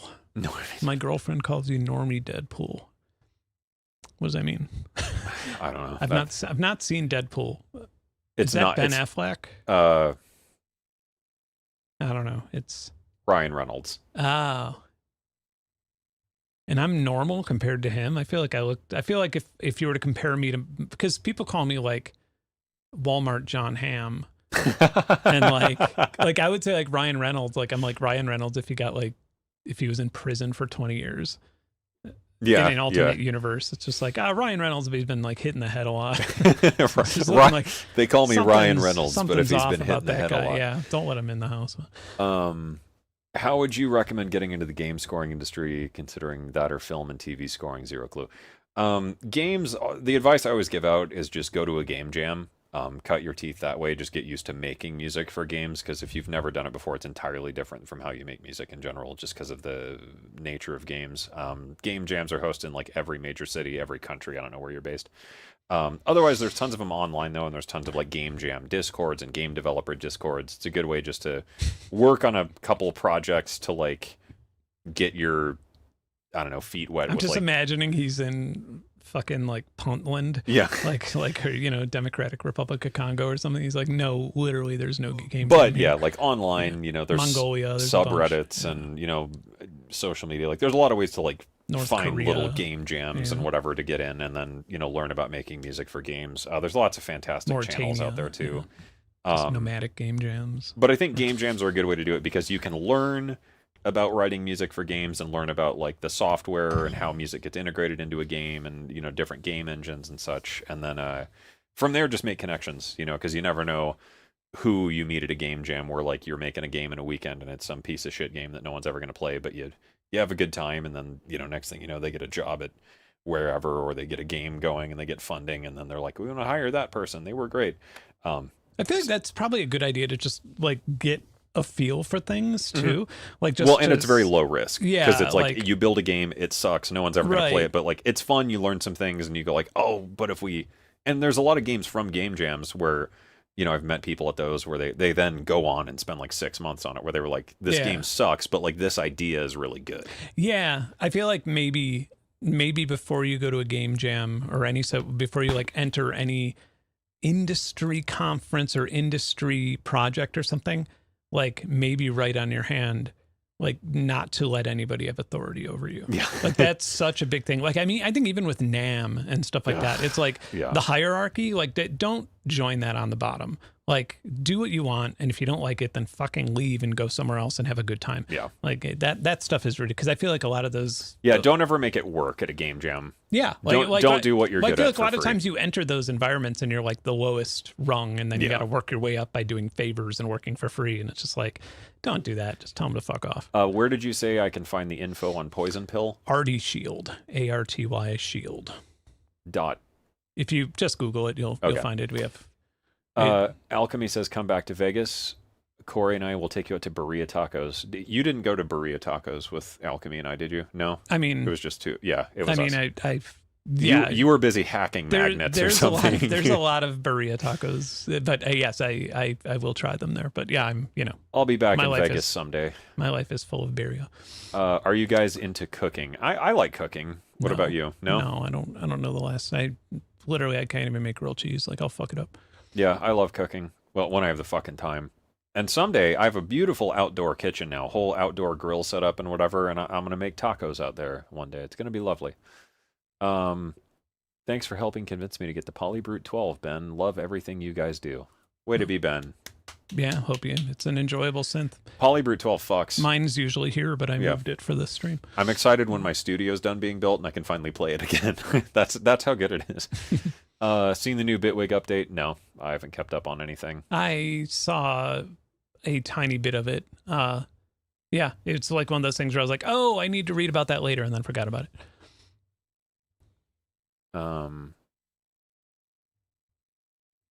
Is there a way to load Rumble inside of Falcon or the workstation? No, it's entirely separate. Which is good news to me. Yeah. You would not want to load Yeah. Rumble inside of Falcon. Yeah. It would not be a good time. Let's see. When you make sounds for games, are you responsible for placement in the space, or is that done by the engines, by the devs? If you're talking about like the reverb, generally that's done with like convolution or like sound, like ray tracing things. That's usually in the engine. The only time I deal with like spatial stuff is if I'm doing like pre-rendered cutscenes where like I'm doing Foley and it's like it just plays a, you know, like a video file basically. I actually got my first officially publicly released credit for a soundtrack work this week, not for a game but a sci-fi horror audio. Excellent. Demonaru Music. Good for you. Way to be. Bet that feels good. Oh, for fuck's sake, YouTube. Does Mint support gaming? I have no fucking idea. Yeah, I don't know. I don't like Mint because I mean there's some like nerdier reasons why I don't like it, but the main reason I don't like it is because it's like just use Linux. Like don't try to use Windows on Linux, or don't try and like bridge that. It's just going to be confusing, and you're going to have a lot of overhead. Like the thing that's good about Linux, like one of the reasons I like Linux is because like you actually get faster at doing what you want on your computer with the terminal or with Bash than you do like with Windows, like clicking through Windows and waiting for them to load and like, oh, okay, now this one, and you scroll down, you find that one. Like you could get around so much faster with terminal once you get used to it, but it takes like months to get totally used to it. But yeah, now when I'm like editing video on Windows here, I'm like losing my mind when going through folders. I'm just like, oh my God. Like a lot of times I just open up Power Terminal. Do you have any guilty pleasure artists that you listen to? No, I'm not really embarrassed about anything else. I was going to say, like, I can't think of somewhere I'd be like, oh God, if people knew I listened to that. Yeah. Myself. Yeah. Yeah. It's like sometimes like then I cover myself in baby oil and start I either jerking like off. don't listen to my music at all for like a year, or I listen to my music more than anything else for like a few months. Like I sort of like oscillate between that. And I usually like if I'm listening to my own music and then like somebody gets in my car, I'll like change it to something else just because I don't know, some sort of like I don't want to have the conversation just like, oh, you're just listening to yourself, huh? Right. I mean, every once in a while, like I'll hear my wife listening to a song and I really like it. And then I'm like, oh, I'm going to go listen to that in my studio, like on monitors. Like I was listening to some Madison Beer song a couple weeks ago. Alicia played it for me in the car, and I was like, oh, that rules. And then I wanted to listen. I mean, that's like something probably. If you walked in my room and I'm playing, fucking Katy Perry or something, you're like, oh, that's not what I. But it's like I'm not. Yeah. Ashamed of that. It's just like I just wanted to listen to this because I think the song is good or the mix is really good. Yeah, I'm like my brain is so far away from being judgmental about somebody's music preferences. I think just because of like my job over the years. I guess, it's yeah. It's just like I don't give a shit whatever you want to listen to. Let's see. Any other questions? Did you hear something about a lot of computer companies moving away from Windows? I know there's like something going on in Europe, like they're making their own version of Microsoft Office with like laws and I just haven't kept. I try and live in my little bubble because I've learned that if I pay attention to everything anymore, I'm just gonna lose my fucking mind. So I just kind of wall my brain off and I just live and I open Reaper and I make stuff and then I hang out with my dogs. I mean, it's just like Microsoft very, very much isn't an operating system company anymore. No. Like they only make an operating system to integrate you with other things. And it's like, this is like the first thought that comes to my head is like, why don't you just charge $200 for Windows every couple years when you have a new version? Keep it that way. Like I would happily, and I've thought to myself, like, I think I actually like posted on Threads about this. Like, how much would you pay for a clean version of Windows that doesn't have Copilot, that doesn't have any of the, and just works and has like, well, even when I bought my support. Damn computer, and I mean, I bought this computer years ago now, but when I bought my damn computer, it was like, it comes pre-installed with like fucking Facebook and like, and like, Peggle or some stupid ass game. But even outside of that, I mean, if you just like literally buy a Windows disk, or if, if it, whatever reason, if you're installing Windows fresh, how much would you pay for like something with all that bloat automatically removed in? It's never going to come back. You're going to be able to have control over the updates. Like it's just going to operate like Windows 2000 did or something. Yeah. And like my personal price for that was $1,000. Like I would happily pay $1,000. Like, sure, I use it every single day. Totally fair. Well, and then even uninstalling stuff, like when I got my Windows machine, I had to start using this thing called Revo uninstaller because it's like that's the only thing that really goes in and uninstall like the registry entries, the fucking hidden folders. My God, I've uninstalled Teams and Copilot so many times, and it just comes right back. OneDrive, like it just my laptop. I have a new laptop, and fucking the entire operating system of the laptop installed in a OneDrive folder. It's just like, what the fuck? I have to start over on this thing to get rid of this? Are you kidding me? Like shit like that, where it's just like, but the thing is that even if we all paid $1,000 for Windows every 5 years or whatever, every major version, Microsoft would be worth like 10% of what it is now. Oh yeah. Like that's the thing. It's like they wouldn't have been able to keep up. It's just the world we live in now economically, like doesn't support an honest business model, unfortunately. That's not defending Microsoft. That's just defending reality. I guess. Yeah.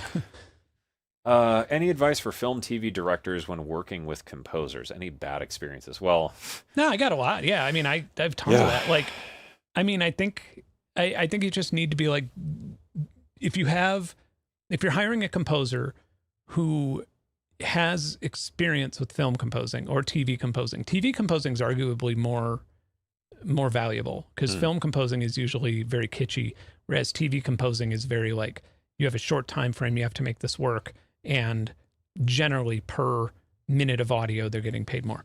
And so like I would say that like trusting them to do their job, but just making sure that you would trust them to do their job. Like they have a CV of material that you really like in the past, and you know that they're competent at it, and then trusting them to do their job. And when I say that, I mean like if they make a decision that you don't like, just ask them why they did it. Don't necessarily be like, no, we need it this way. Yeah. Because at that point, they probably know more than you do about. Well, and I find that's a thing though, even like going back to the early days of, there's a very like inversion of like diminishing returns where like the higher the client is paying you, the more they have an implicit trust in your decision making process. Absolutely. Where it's like someone who's paying you $100 to score their film is going to be the most pain in the dick. Yep. And then like someone who's like, here's $20,000, you have 6 months. Yeah. Like they're paying for a job to be done, and they don't want to think about it. And if and when they debate you on a thing, they are much more open to you being like, well, I interpreted it this way, or like whatever. It's because it's your value. If you're worth $100, then you're not that valuable, and they're gonna. Which is why I would turn down gigs all the time for shit like that, where it's like I know I'm worth more than that, and I know what a pain in the ass this is going to be. Yeah, I think, find people who do the thing that you want and let them do their thing and give them breathing room on it.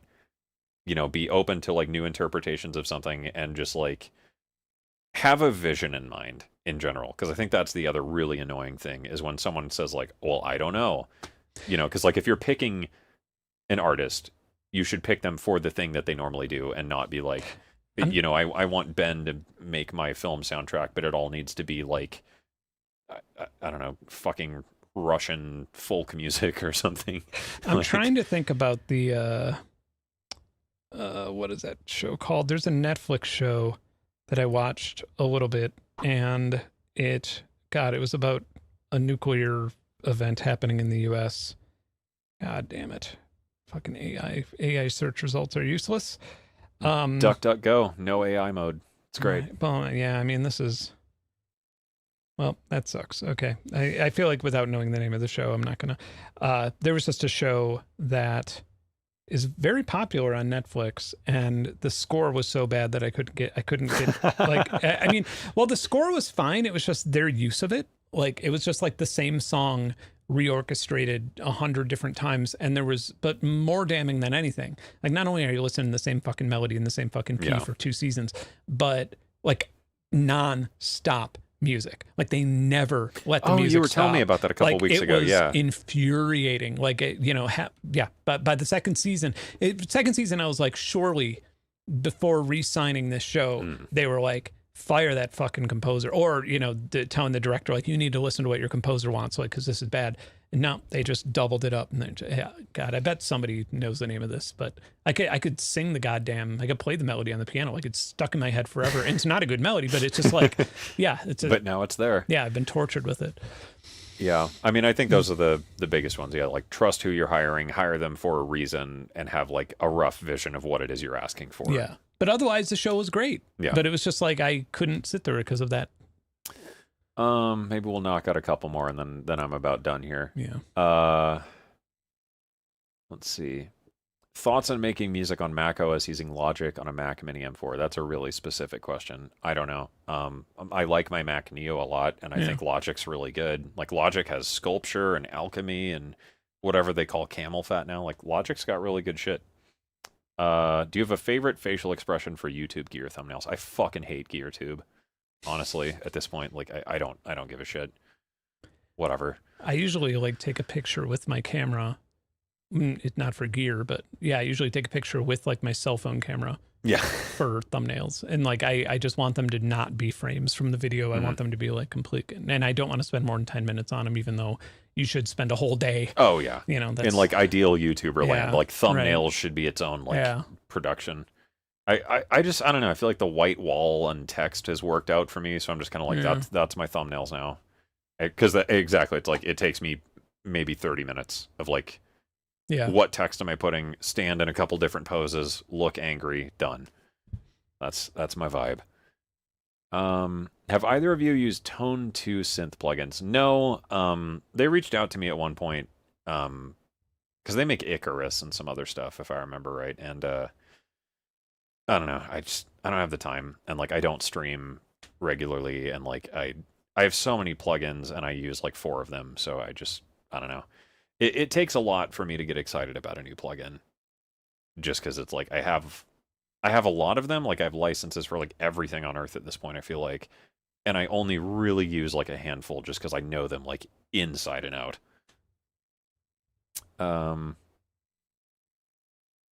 Good to see you guys. Send you a text in a bit. Yep. Good night, Alchemy.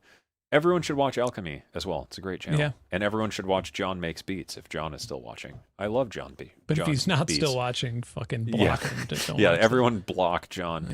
Yeah. Possibly going to make it to NobCon. I doubt it. I don't know. I don't know. I kind of want to go, but like from Atlanta, it's like that's a hell of a haul. And I don't know. I think for me, it mostly comes down to like my games schedule of like it. You know, games always get delayed or changed and shit. So I don't know. It just kind of comes. If I magically have that weekend where it's like, well, I got nothing else going on, and then I feel like driving 12 hours to Chicago. It's like 10. Yeah. Yeah. So if I had something else to do in Chicago at the same time, maybe. But I feel like I would do it for a day. Like go in, check it out, and then go to CME or something. Yeah. But it's like you're not going. Like that's the thing. Is like I wouldn't be going. Like I would want to go. It would be kind of like synth, the one in LA. I can't remember the name. The one Buchla. Yeah, it'd be kind of like the Buchla thing, where it's like I'd longingly stare at all the booths and be like, man, I really want to play with that. But you run into this. Not only do you sort of turn it, you're like Mickey Mouse at Disney World or something, and you can't really get through. But not that there's a problem with that. Like you're there, and like that's where your demographic is, so it's cool. But and people are like excited to meet you, and everyone's lovely. But it is like I'm just as much of a dork about this shit as you are. I would love to get behind all of you and play with that for 5 minutes. Yeah, but and then when you do that, though, then like the company's like, so are you gonna make a video? Yeah, are you gonna can we post about that? And it's like, well, we've talked about that before too, where it's like I buy shit all the time, and then like companies will email me like offering to refund it because they're like, oh, are you gonna or is this gonna be part of a new video? And it's like, no, I'm buying it to make music with it because that's a thing I enjoy doing. There's a lot of in fact, I'm paying you explicitly to not make a fucking video about this. There's been a few times where I bought software and then like somebody like just as a normal transaction, and then like the company followed up with like telling me things I should know about it before posting it, and I'm like, I'm not posting it. I'm not talking about this at all. That's why I gave you money. Yeah. This is the fee for me to not ever talk about this and just do this thing called enjoying it. Yeah. Question for Ben. Any way to use your fancy audio equipment to see if there is a hidden audio frequencies that drive our pets to the TV?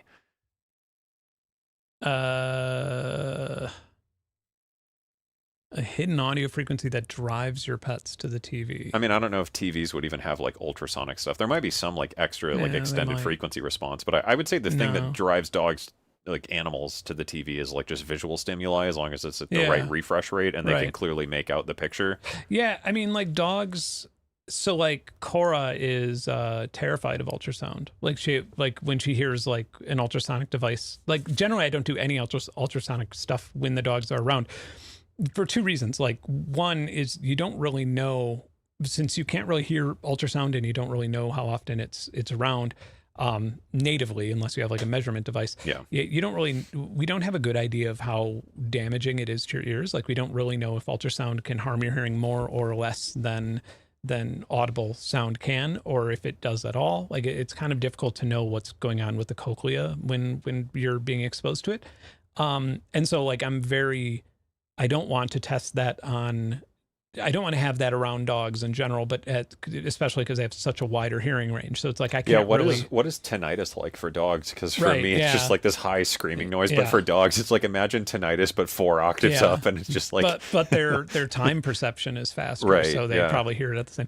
Yeah, so I mean, there's that. And then also like dogs are scared of abnormal sounds, and... infrasound isn't something that we hear that often because it's not like a natural sound in our environment typically. So like, so I mean, I don't know that ultrasound would ever make a dog go to a TV. It would probably make it scared of the TV, Yeah. if anything. What's happening with Native Instruments? I don't know. They got bought out or something, right? Yeah, Whatever. I even thought about it. Why did you ditch Bitwig? I'm not getting into that. I just use Reaper now because it works for what I do. M Turbo Reverb still your favorite reverb, Ben? Yeah, I mean, I don't use it the most out of any reverb that I use, probably just because it's like a little heavier to load. But yeah, I mean, in terms of like if I want to dial in a reverb, and I really love like the impulse randomizer. Like if there's a sound that you just want to like find some flair to put on it, that's a really good way of doing it. Like if you just want to give it a reverb that sounds unique to that sound, that's like a good way where you could shape it in. But if you had to use one plugin to make a song, what would it be? UVI's Rumble. It's available now with the link in the description. Sound like a bingo call. Yeah, B2. Everybody, B2. I mean, that's a tough one. It's a weird situation. Like if I just had to use one for an entire song, yeah, I mean, probably Falcon. I don't mean to stay with UVI, but I'm just thinking power. Like in terms of like how, I mean, I guess reactor. Right? Yeah, Falcon, like phase plant, reactor, VCV, something like that. Yeah. I mean, I guess if I was just pure like data, I'm just gonna write a DAW. Pure data. I mean, if I had to pick like a plugin that's not like, modular, semi-modular, like ridiculous, probably like Dune 3. I really like Dune 3 a lot. Or Generate even. I mean, I fuck with Generate all the time. Yeah. Yeah, when I hear full track, I'm just thinking like kick drum, snare drum. And that's why I would say Dune 3 is like, it's powerful enough to do a lot of different noises, but it's not like, you're just using a fucking DAW within a DAW. I might just choose Surge because it's so lightweight. Surge is a good choice. You could load up 30 of them. Let's see. All right, I think we're about caught up here. Are either of you remotely interested in the FIFA World Cup tournament? Yeah, a little bit. I mean, I was gonna buy my mom. I had like a pass to buy heavily discounted tickets to one of the games, and I was gonna buy some for my mom and me to go see a game, but there's like no really good games happening in Atlanta. Like it's like Uzbekistan versus Scotland, just like stuff where it's like, I mean, this is Alicia was asking me the other day, I don't know how she got on this, but she was like, is there something going on with soccer right now? And blah, blah, blah. Because she was like really annoyed about like an ad or something. And it's like, what is going on with soccer right now? I was like, oh, it's the World Cup. What? And I was like, it's the Super Bowl, but for soccer. Like, I don't know. I'm hoping for Argentina, but I think it's going to be Spain. That's all I'll say. Oh, the TV show. Was it the TV show in the underground city with the guy looking for his wife? Yep. That's Paradise. Paradise. Yep. Okay. Paradise is the show that fucking music ruined. Or music direction ruined. I don't want to say like the composer sounds, it's fine. It's just like he made just way the too much. same song for every second of an entire series. That was the annoying thing about me for the Batman, where like the new Batman was really good, but they kept using Nirvana's Something in the Way, and it's just like, dude, did we only have the budget for one fucking song because of the estate of Kurt Cobain? And it's like they kept playing that same goddamn, and it ruined the movie for me. All right. How many monitors are you looking at in Ben's computer setup? 2. Well, one's a super long. The mega ultra super so it's wide, like 3 screens worth. You used to have 4? Yeah. 4, yeah.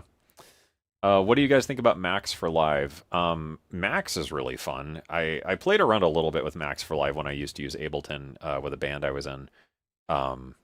I didn't get like that deep in it because then eventually I just got Reactor and I was like, oh, this is like Max, but yeah, cool. a lot of times with Max, I just kind of want to go back to pure data, just because it's more like you could do more, but like just due to the licensing and due to it being open source, you could just like do more with it on the outside. My only thing with like Max for Live is a lot of people equate it to when they're comparing DAWs.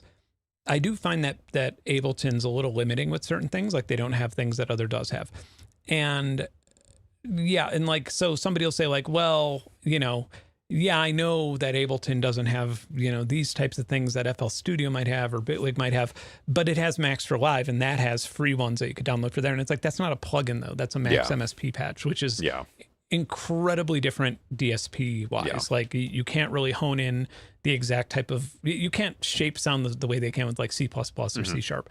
But I mean, Max NSP is amazing and it's great and it's awesome, and stuff that's made for Max for Live is awesome, but it's not like comparing with a, it's not like comparable to a built-in plugin for a DAW. You know, it's like in performance or sound-wise. But it's cool. I mean, I love weird things that let you make weird shit, but it also requires a lot of time. Yeah. All right, I think that's everything. So anyways, this has been a stream with UVI's Rumble, which it's ACO stream. There you go. That's this guy right here, UVI Rumble, available now. Bass synthesizer, multiband, lots of fun noises, including this one. Wow, Cameron, you're so good at sound design, said everybody. And then there's other noises like this one.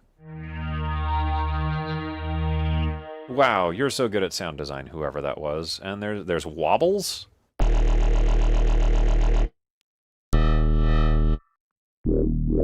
There's dirty noises.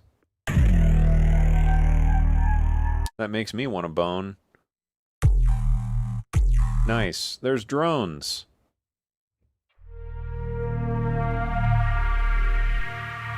It's got Reese's. It's got motion. It's got growls. Actually, I like that one. That's good. Yeah. It's got motion. It's got sharp. It's got vintage.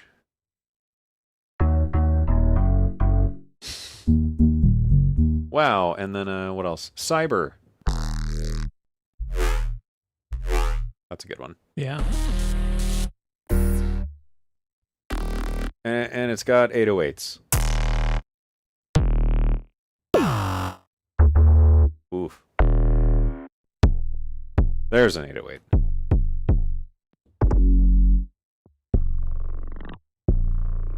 And it's available now with the link in the description. And that's it. It's cool. It's fun. What did you think? Because I'm biased on Rumble because I stared at it for fucking 2 straight months. Yeah, so. I mean the way that it's, what did you make of it? The way that it splits EQ, where you could have different oscillators for different effects, like that's huge. The way being able to modulate that split, it's like that thing where it's like 80% of this does what your surges and serums do, but right, that would put me over the edge to buy it. Like if I didn't get a free license, that, like, just being completely honest, that would probably put me over the edge to buy it, because it's just one of those things that you can't unsee. You can't be like, oh, like if I want to make this bass sound or this, even a pad or something like that, I really want that, or, even like the bass of a pad or something. I would be like, well, I'd really love to only apply that folder, wave folder to the mid range or to the bottom range. And I mean, you could wire that up in a DAW, but this seems obviously a way easier and more tactile way of doing it. So yeah, I give it a thumbs up. It loads fast. It hasn't crashed. That's more than you can say for most plugins these days. Honestly, Jesus. yeah, it's like it didn't like use more than 11% at any given point. So of my CPU. I think that's it. Oh yeah, and you can load squeaker toy samples in it, courtesy of Cora. Yes. The highlight. I guess that's it. Any other, I don't know, burning announcements? I'm going to be offline for a while. I have a new video coming eventually. I just I don't know. I have very little urge to get back into YouTube, but I have a new video coming at some day, and then probably going to do the studio build video. That'll be out like in a month or so, just because this studio build is like a multi-week project, and something's going to go wrong. I know it is, so it's like I'll have a studio build video out eventually. I did presets for Rumble, decent sampler. We've got new stuff in the oven.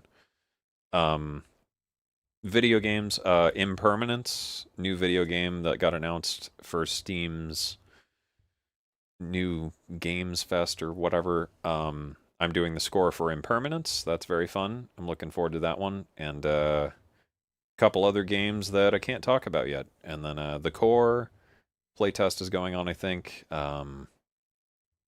ATC 27 doing that one, and then what other ones have been announced? I don't know. That's all I can remember right now. But I'll be back eventually. Not gonna stream anymore in the meantime though. I'm busy and tired. What do you got going on, Ben? I think I'll be back next week because I'm doing a bit of traveling for politics. Just I'm like finding and supporting politicians that are actively fighting against the surveillance state and privacy invasions of by their police departments and by their cities and stuff like that. And so that's been keeping me pretty busy. But yeah, I'm doing a couple things with that. But mostly I'm just editing a very, very long video. Probably the longest that probably the longest I've had on my channel thus far. I guess it's more like a film. Yeah, I got my most recent video down. I took it from an hour to like 38 minutes because like this is too much. So I did trim mine down quite a bit. Yeah, it's just the editing's take forever. It's just called Leveragism. It's a video about how economics went from capitalism to authoritarianism. Yeah, cool. light stuff. Yeah, what's Gary got going on? Gary's got He had his, what did Gary get for his birthday? We were gonna buy him. Yeah, we were gonna get him crickets from PetSmart because he loves bugs so much and he loves like chasing crickets in the field. But we figured it would just be cruel. Like we're gonna just put him in a box with crickets. But like we figured out we're probably just torturing crickets at that point. So yeah, he got a bone and he got lots of attention. So. Oh. And chicken in that little puzzle, which is why Cora was scratching on it for half the stream. Okay. Yeah, I was wondering, like, she was really going after that. Flock safety, unsafe when you go into the hood. Yeah, and they're fucking everywhere here. I give them the finger every time I drive by a flock camera. Yep. Yeah, be a real shame if people found out that the batteries inside of flock cameras are worth a couple $100. Yeah. That'd be bad if that got out. They're not, but... Yeah, well, gold, copper, whatever. Yeah, big lithium, you know, parts are worth something. Yeah. And then, yeah, flock sucks and whatever that other one is. I've seen a few of those around here. I can't remember the name of it. There's Axon, Verkada. I think it's Axon. There's some new flock vulnerabilities that we've not dropped yet. But yeah, shit sucks. Waiting man. on the responsible disclosure, even though they're not going to do anything about it, they're just going to deny it. But what's good news in the world that's going on? How about that? Yeah. The echoing silence. Right. Yeah. There's a Japanese or Mexican doctors like getting pills to regrow teeth. That's pretty cool. Have you heard about that? No. And I want to say it was Japanese or from Mexico. I can't remember. Or maybe they're I can't tell the difference. Sushi, there's tacos. A researcher and then like their team developed something to where people can like regrow teeth. So like cavities or like if you lose a tooth or whatever, so you can like regrow the enamel and stuff. So that's pretty cool. Nice. Sure, it'll cost a couple mil per day. Like it's never going to come to us normies, but you know. What else is good news in the world? Gary had a birthday. That's exciting. Yeah. My dog has diarrhea. And then I'm going to get a fence next week so I can finally stop walking my dogs in the rain 17 times when they're like, I need to poop, and then they won't poop. Coming from a little studio in rural Australia. Man, you should definitely also get into astrophotography if you live in rural Australia. Oh, man. And the southern hemisphere has all the good nebula. Yeah, 9 out of 10, fucking amazing. Like there's websites where people like post their astrophotography, like professional astrophotographers, and like 9 out of 10 of them are in rural Australia or rural Australia. Yeah, you should rural sucks. That word's terrible. You should get a dwarf mini or a sea star and do the Carina Nebula. I really want to do the Carina Nebula, but Sim Selections next week. No, that won't be next month yet. That's July. But what's the next Sim Selections? I forgot. I got to look at it. I've been so deep in my editing that I've not been looking at anything. Or responding to messages or or anything. Responding to calls. Yeah, I've been like completely dead to the world. Yeah. No, I will do a stream next week though. There's a couple things that I want to check out. So I would like to do one on the new Make Noise polyphonic skiff, but Is that the thing you told me about? Yeah, but I emailed them asking if they'll have one in stock because I will be passing through their city, but we'll see. Yeah, the skiff looks really cool. Seems like a fun. Just here's some shit that makes weird noises. Go. Yeah, Like that. That seems neat. All right. I guess that's it. Yep. Cool. All right. Thanks for watching. Thanks to UVI for sending Ben a copy of Rumble. Ben and I each have 3 copies to give away in our respective Discords. So join one or the other or both, and we will be giving those away later. I guess that's it. So, bye. Cool.